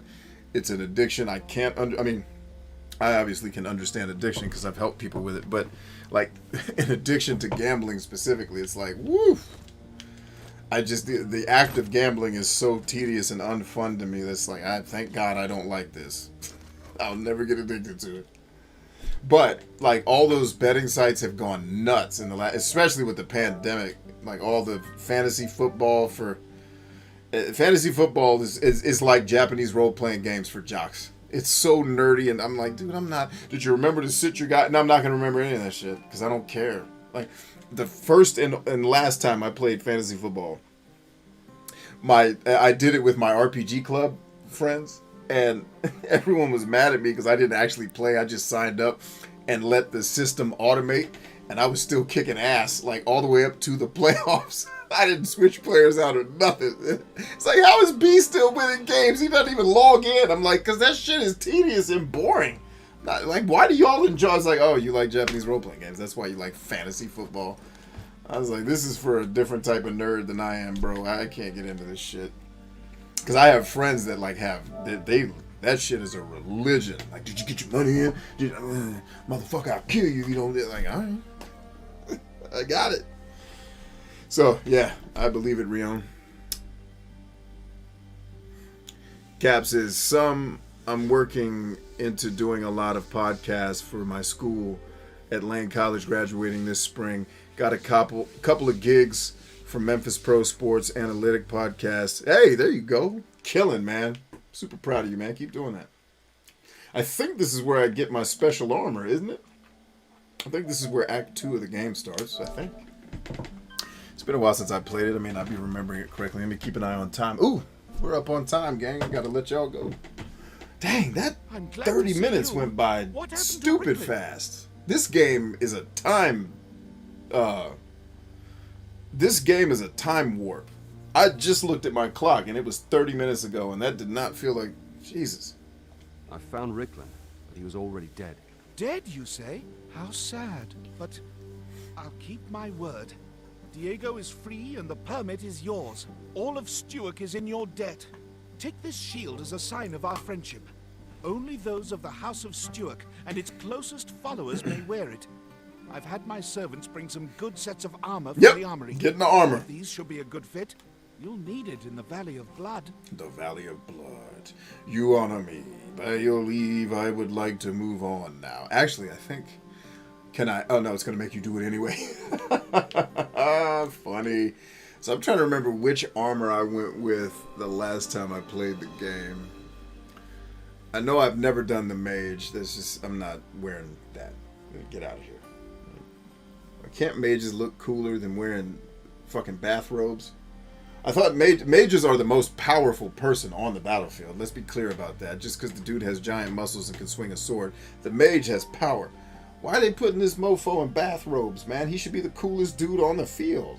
I think that's half the reason RPGs I don't play as mages, because they're always the dudes running around in their bathrobes. Why are these dudes in the bathrobes, man? Get something on. At least get a cool looking bathrobe, put a logo on it, something. Let's see. Jolly says, well, my agent only reps me in Texas because I don't have an address in Atlanta or New Mexico where all the work actually is. I'm trying to get money to go where the work is. Okay. So, is there like a Actors Screen Guild thing where if you don't live in the state, you can't act there? Or, like, is it, if you don't live in the state, they don't want to give you the gig because they don't want to pay for travel and stuff like that? They want you to be close by? Is that kind of how it works? Because let's see if we can find you some workarounds. And then you're trying to get the money you need to get to these places. So I think Atlanta's probably going to... Do you think... You have your finger on the pulse and I don't. Some of my people who are in acting are in Atlanta and that they moved there. I almost moved outside of Atlanta last year for my wife and getting her in... before she started doing what she's doing now to become a lawyer, we were looking at getting her in school in Atlanta potentially. Or outside of Atlanta. From your pulse, is New Mexico or Atlanta the better spot, especially for an up-and-coming guy in a market that could be saturated or not? And if so, then you're looking for jobs in those areas so you can move there and start working? Is that kind of what you're looking to do?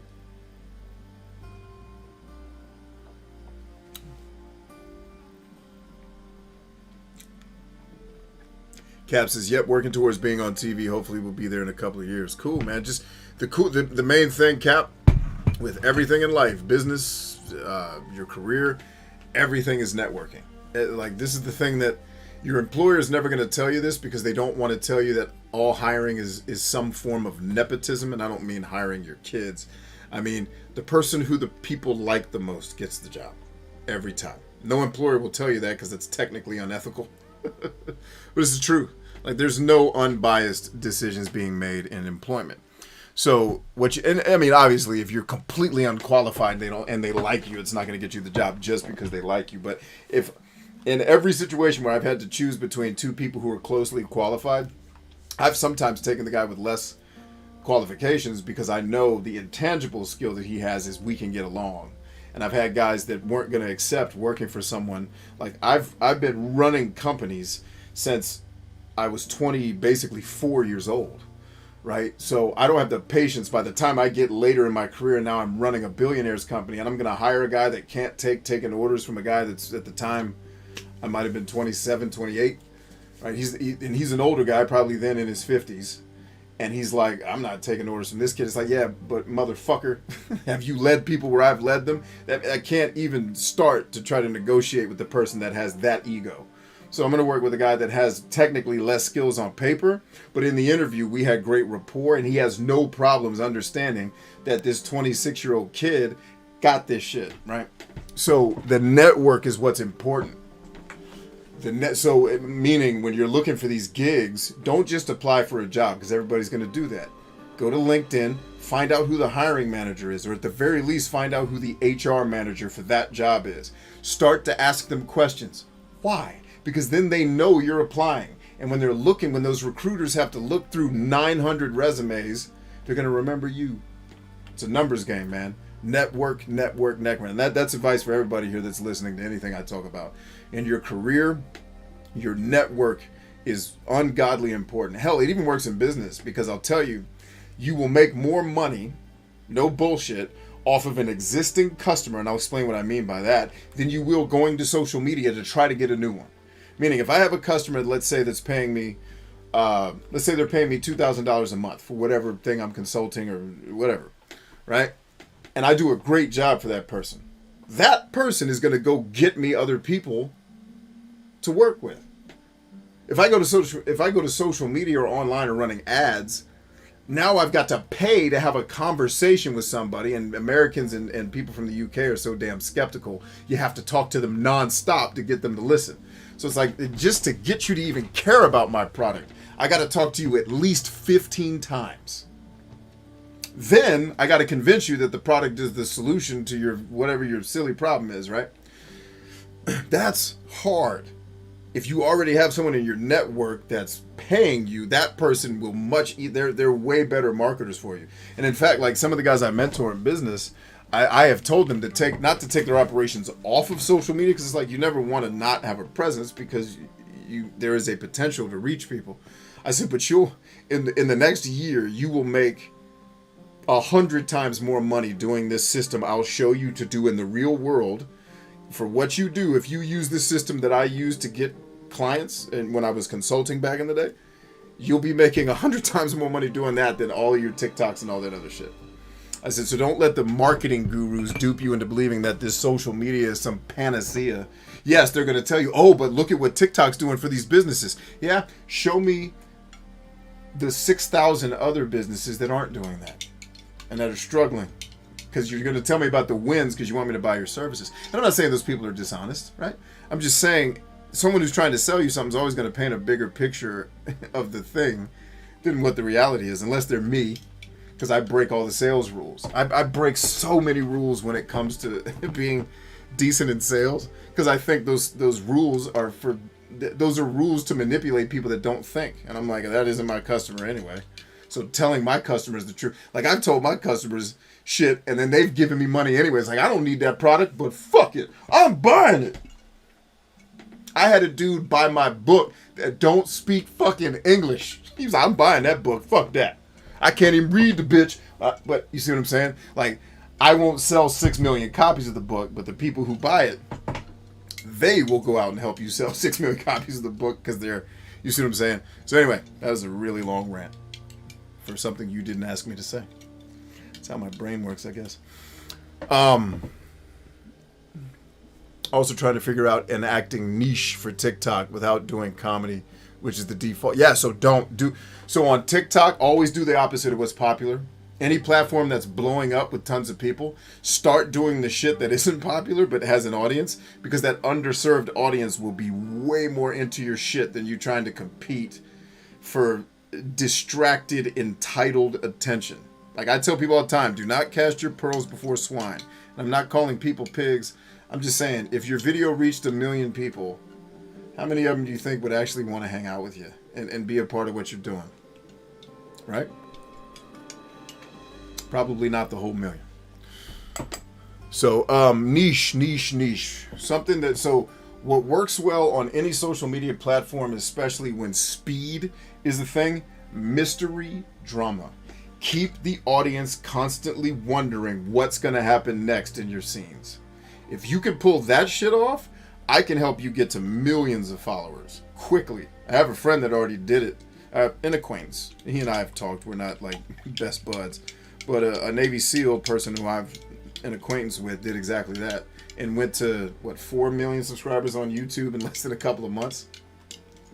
Just by telling scary stories. Because people, I don't get it. I do not know what draws people to listen to scary stories. It's not my world. But millions of motherfuckers want to watch that shit. And it, like, I learn from people like him because it's like, oh, snap. I'm completely out of touch with humanity. Because I never would have thought to make, and I couldn't make the shit he makes because, one, I'm not interested in it. Two, I wouldn't be good at it.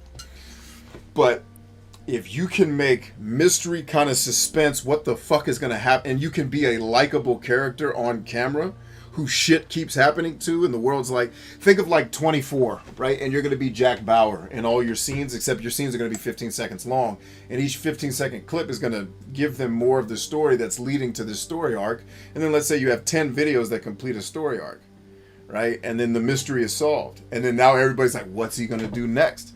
That's what R. Kelly did when he blew up back in the early 2000s with that. I never listened to not one part of it because when I heard everybody screaming about it, I already hated R. Kelly's music. I've always hated his music. I don't hate the man. I don't care about his personal life. I just think he makes music that is not for, first of all, men. Secondly, not men who are me. But he was a genius at the stuff he created because he got people so looped into these suspenseful dramas that he kept making. Because humans are bored, dude. Give them something to be interested in. I really wish I didn't have to say, like, why are we so bored when there's so much opportunity in the world? I don't know. But Americans are bored as shit. Give them something to be interested in.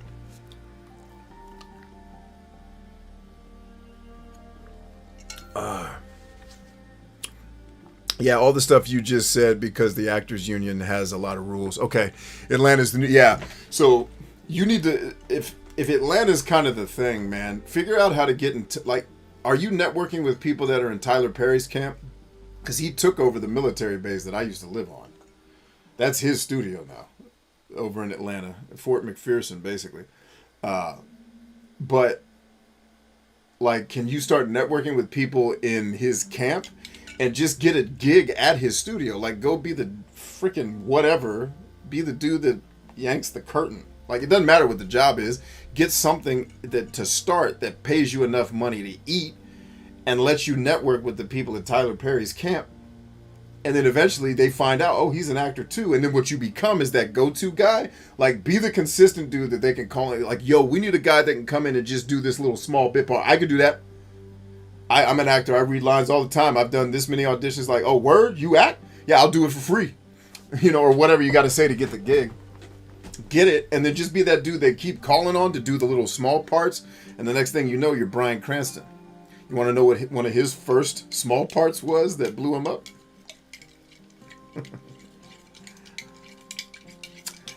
Would you guys be old enough to have seen that show? Because I was a kid when it was on. But Airwolf.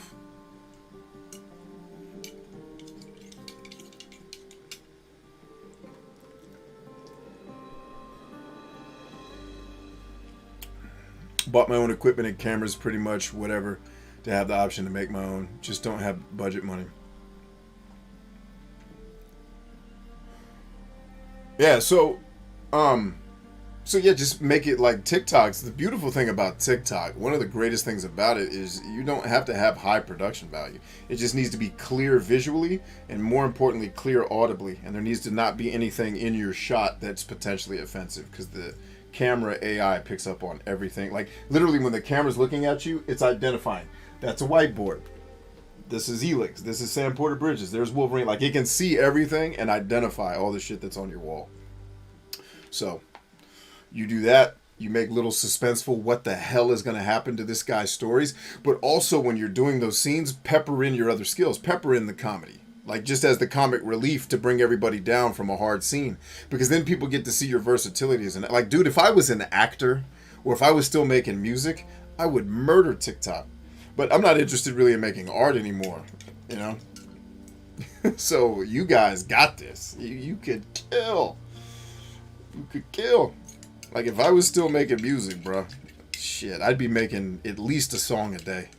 At least. I'd just do the Tupac thing and make 25 tracks every day and just flood the system. And then eventually something has to blow up.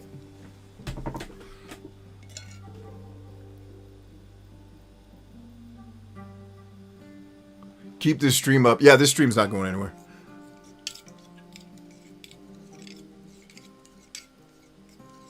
Usually the only streams I take down is if, like, somebody has a really personal conversation with me and we're digging into their life and it's like, I don't know that they want this all over the internet. Let me take this down.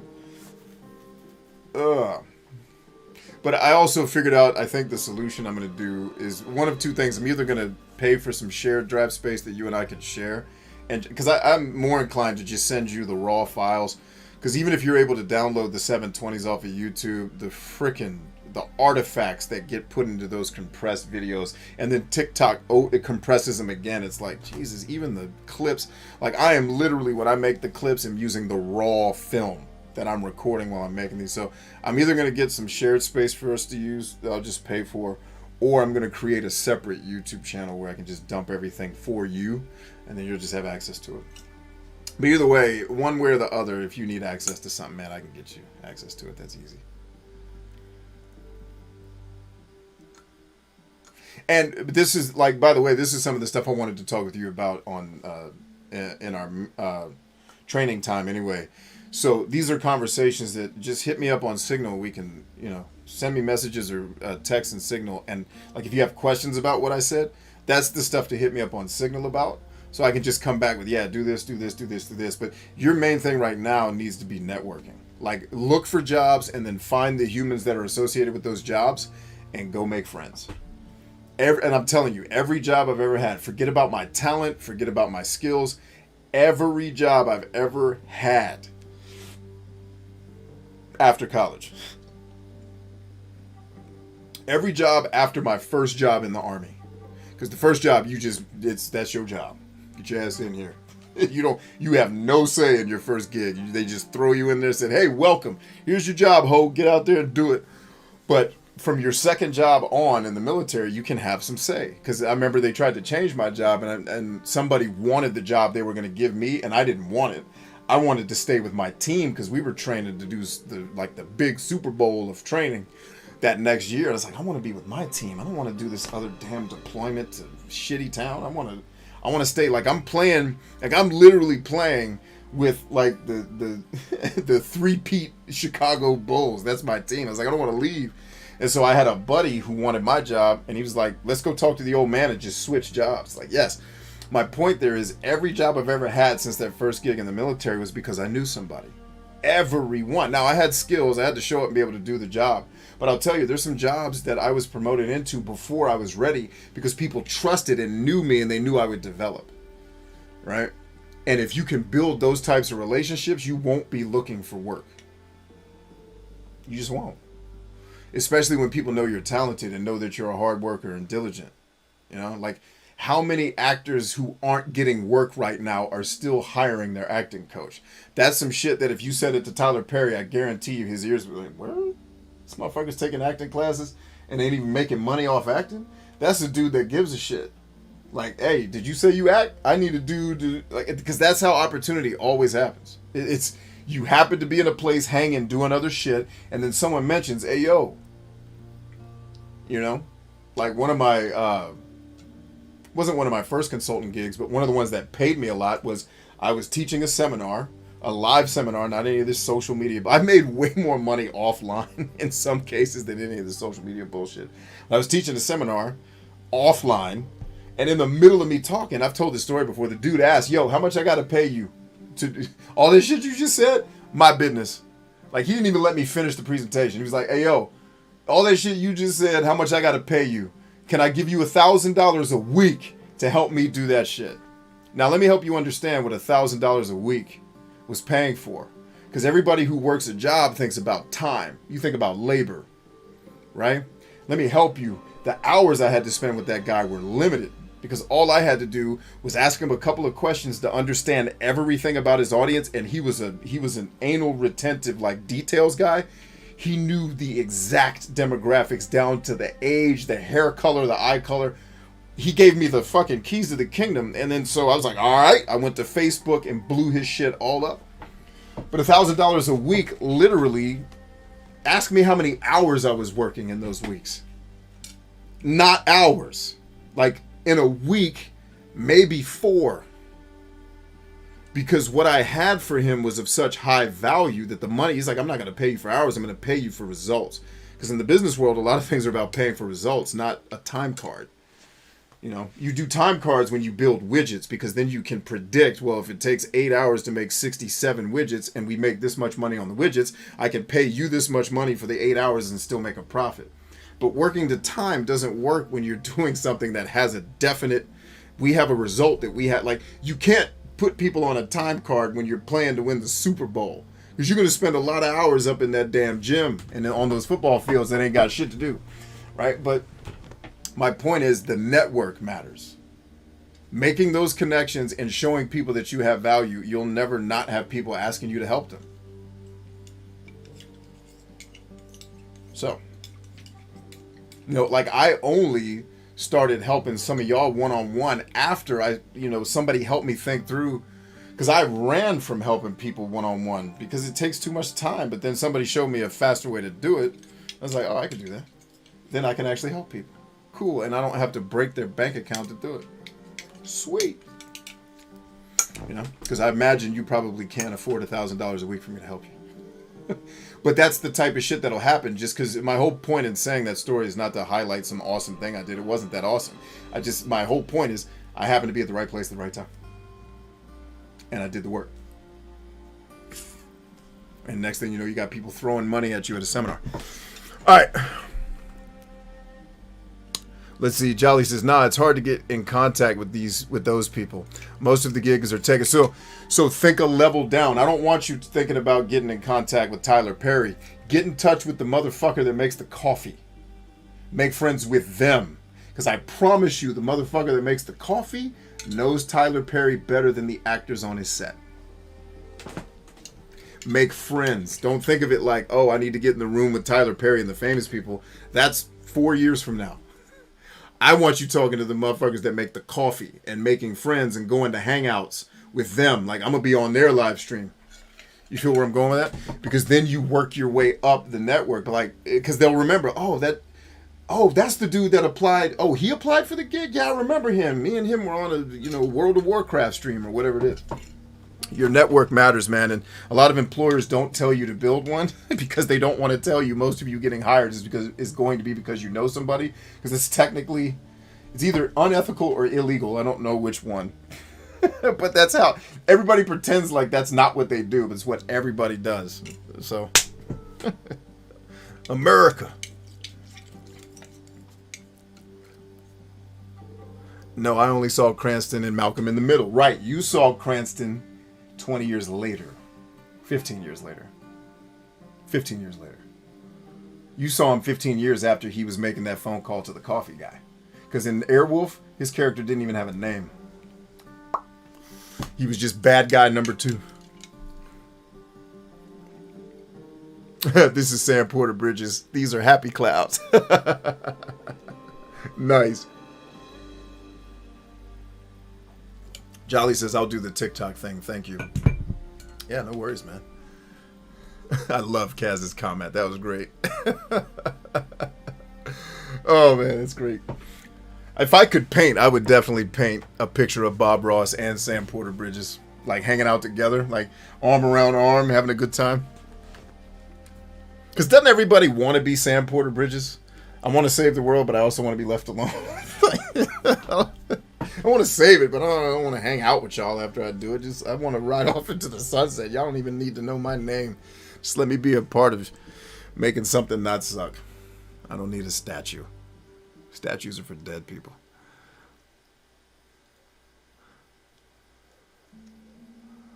Well, if you can set aside time to send me stuff, that's cool too. Yeah, it's not about the time. It's just, it's not so much about the time as it is I need to decide which direction I want to go in. And then once I do, I'll start rocking. And then I'll get better to it taking notes so that when you're knocking stuff out, it's not so much work of you having to go through the whole damn thing. Be like, hey, 22, 23, time hack. You know, I'll try to take notes for the really big ones. And on the show, I try to say, hey, clip that one. That's got to be clipped, like the McDonald's, the McDonald's drive-thru, which did not perform well. I'm not sure that TikTok likes dark humor as much. Like, even the comedians I follow, I try to see which ones of their jokes work. Because the platform is very young and very feminine, right? So think about that type of energy. It's going to be softer, kindler, gentler energy. And I'm, fuck you, Karen. So play with the, you know, play with the different levers to see what works for you. But yeah, I just knew the McDonald's one. For me, that was one of, but that's what I say. Like, my favorite shit is never the shit the audience loves. So, I think the one that's blowing up is the one where I said I was Jesus. I said, if I'm Jesus, why are you making me run errands? That one did okay. But yeah, I'll figure it out, dude.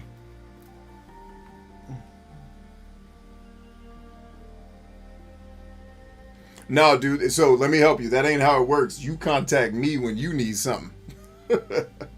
I ain't chasing you down. But I know you're also waiting for me to give you certain things to do, so I'm tracking that. But when you have issues, don't wait. Hit me. If you have questions, hit me. Don't wait for me to send you anything, because everything for me right now is on hold because I was taking care of my family with COVID. But no, you don't have to wait for me to do my part. If you got questions, that's what this is for. Hit me.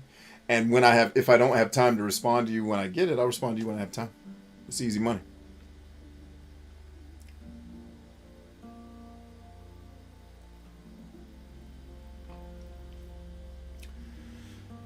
Yeah, China has hardcore censorship. Absolutely. Like I did one of Bill Hicks' jokes. Like I didn't do it. I took him and put him, like I did this like artsy fartsy thing where he was on a television screen that I thought looked cool, and I don't even think they let me put it up because it had too much death in the jokes.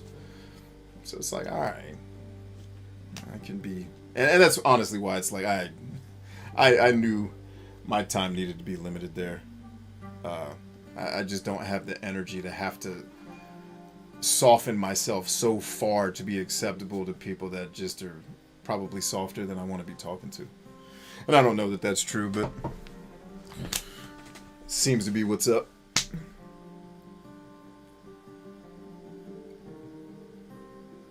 Cap got deleted. Oh. I think Jolly did it by accident. I got him. Thanks for letting me know. Oh no, he's undeleted. It looks like Jolly got him back.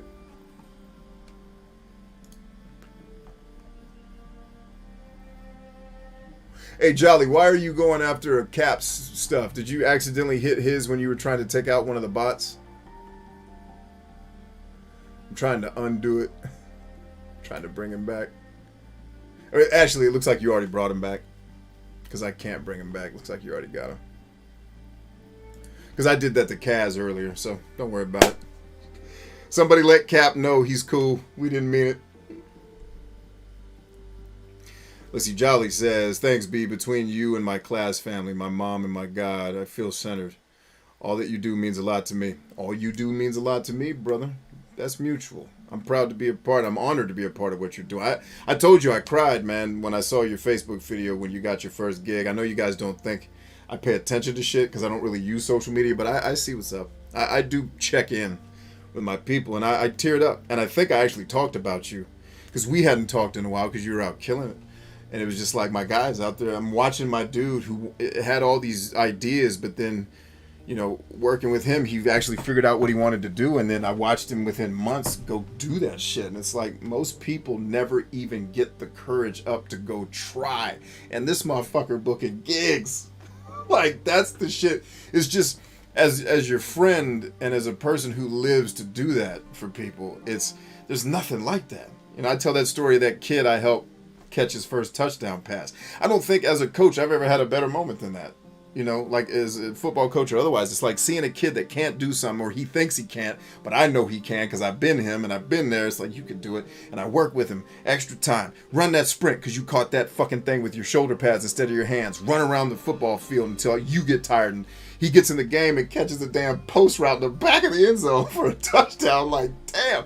And he's like, and when he comes back to the sideline, he's screaming, "Coach, I did it." It's like, fuck yeah, you did it. And I was probably 20 when I was doing that. I was a kid myself helping those kids. But yeah, that's seeing you get after it. That's what I live for. I live, like, people ask, B, what's your purpose? Living to see you win. If I get to see you win, I win. And why wouldn't everyone make their goals helping other people win? Because then you're happy all the time. Like, I'm happy all the time because I get to give. Like, I had a great, I didn't get to say this on the stream. I had a great interaction on TikTok today with a soldier, a guy in the military. He's going through a hard time, and I got him talking, and he was sharing. I was like, oh, I know what you're going through, and just shared some stuff with him that hopefully it helped him. But like, I don't get to have those often on TikTok, and when they happen, it's like, this is what I'm playing the game. I'm not playing the game for this viral bullshit and trying to sell you trinkets. I'm trying to help you at the end of your life. You look back and be like, yeah, that shit was dope. Let's get the fuck out of here.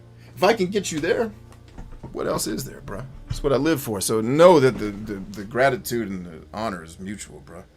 You guys, all of you, individually and collectively, mean the world to me. So thanks for letting me be a part of what y'all do.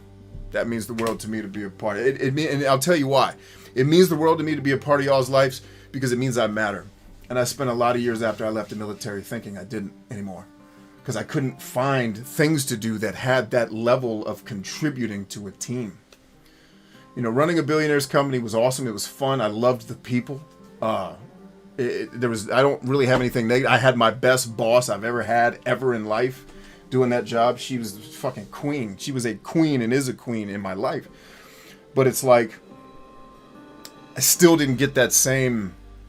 I had a lot of it, but it was like, and then as I got further away from that and started the entrepreneurial journey, or started to really get serious about it, it's lonely and it's fucking thankless and it's, fuck, this doesn't work. And it's like, you feel this loss of a sense of purpose, because if I'm not helping another, you know, man or woman or other be great at what they do, what the fuck am I existing for? You know? And to see y'all do your thing, and the fact that you let me be a part of that, that's honor, because it means you somehow think of me in a way where you trust that I can help you. And that's what I live like. It's me, and I watched a Tom Brady documentary, and I'm exactly like him. He was in tears saying it. I cried. It was like, he's like, I just want to be on a fucking team that wants me, because I come from a family where I felt not wanted. And me and my mom have had this discussion. Like I said, Ma, I grew up thinking I knew you loved me. I never questioned, because you would die for me. I know that. You would die today to see me do well. I know you love me. That's never in question. And so much of the hard things you did to me that hurt still made me better. So I thank you even for some of the things that were too much. I said, but I never thought you liked me. I said, out of all the kids, I said, you loved me a lot, but our personalities are so different. I honestly thought you didn't want me around. And so I went through the world thinking, well, nobody's going to want me around unless I can be fucking great at everything. I can't lose. I can't suck. I can't fail. Not because my dreams are going to get crushed and people are going to reject me, but because the people I care about most won't fucking want me around. That's why I play the game, homie. That's why I'm fulfilled all the time. Because I'm seeing you guys win. Anyway, is that enough? Did I offend everybody yet? Did I pick the armor I want to have for this game? Which one of these things do I want? We need health and stamina regeneration, so that has to be a part of this game. Range, power, health regeneration, mana, health. I think we're going heavy. Because I can get stamina and health regeneration. And the way I fight's going to be heavy melee the further we get into the game. So I think we're going heavy for this one, gang. I can always reload the save. Welcome. Okay, so I'm guessing now I have that armor in my inventory. Or do I have to go to the, like, blacksmith to get it? I don't remember.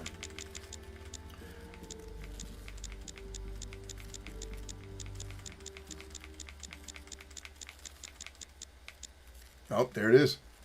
Boom.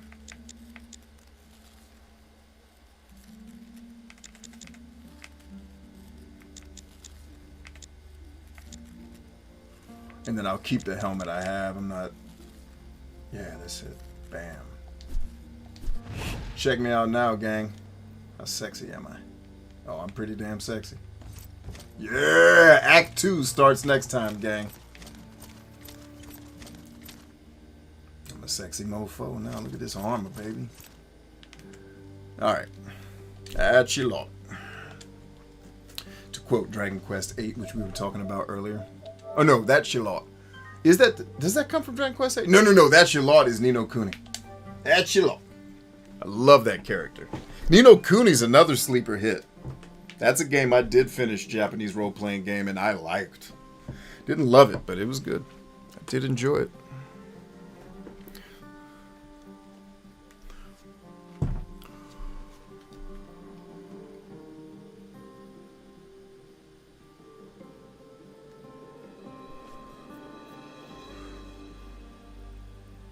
And Angel, thanks for letting us know that Cap got deleted. If you're talking to him, if anybody's talking to him, please let him know he is undeleted. I hope he knows it was an accident. But we'll figure it out. No blood, no foul. We'll figure it out. Pocket says, thanks for putting yourself out there for us to find you. And you matter 100%. Yeah, I don't struggle with it so much anymore. But, yeah. I appreciate you guys. I appreciate your words. Miss Pocket Thoughts. Jolly says, hell yeah, you matter, brother. Wish to find more. Yeah. No, I'm not still wrestling with that. But there was a time when I did. You know? There was a time when I did heavily. And I just thank you guys for giving me the opportunity to know that. To be a part of a team that actually wants me around.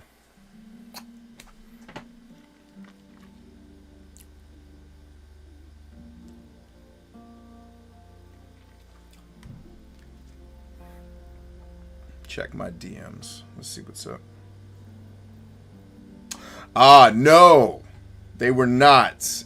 I know those two characters. It was a more mainstream two people. I'm just totally blanking on which characters they were. And they were definitely Marvel Universe. And I'm butchering it because I don't know any of the... Like, I know Wolverine and Captain America. Like, that's all I got, man. And Storm. But not these guys, no.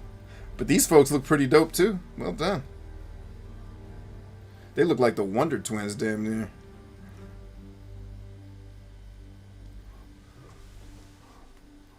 Yeah, and Iron Man, Tony Stark.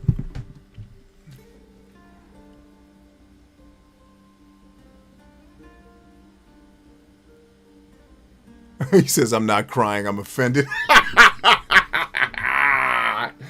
I love it, man. I love you guys. We are stronger than I. Back at it, manana. Peace.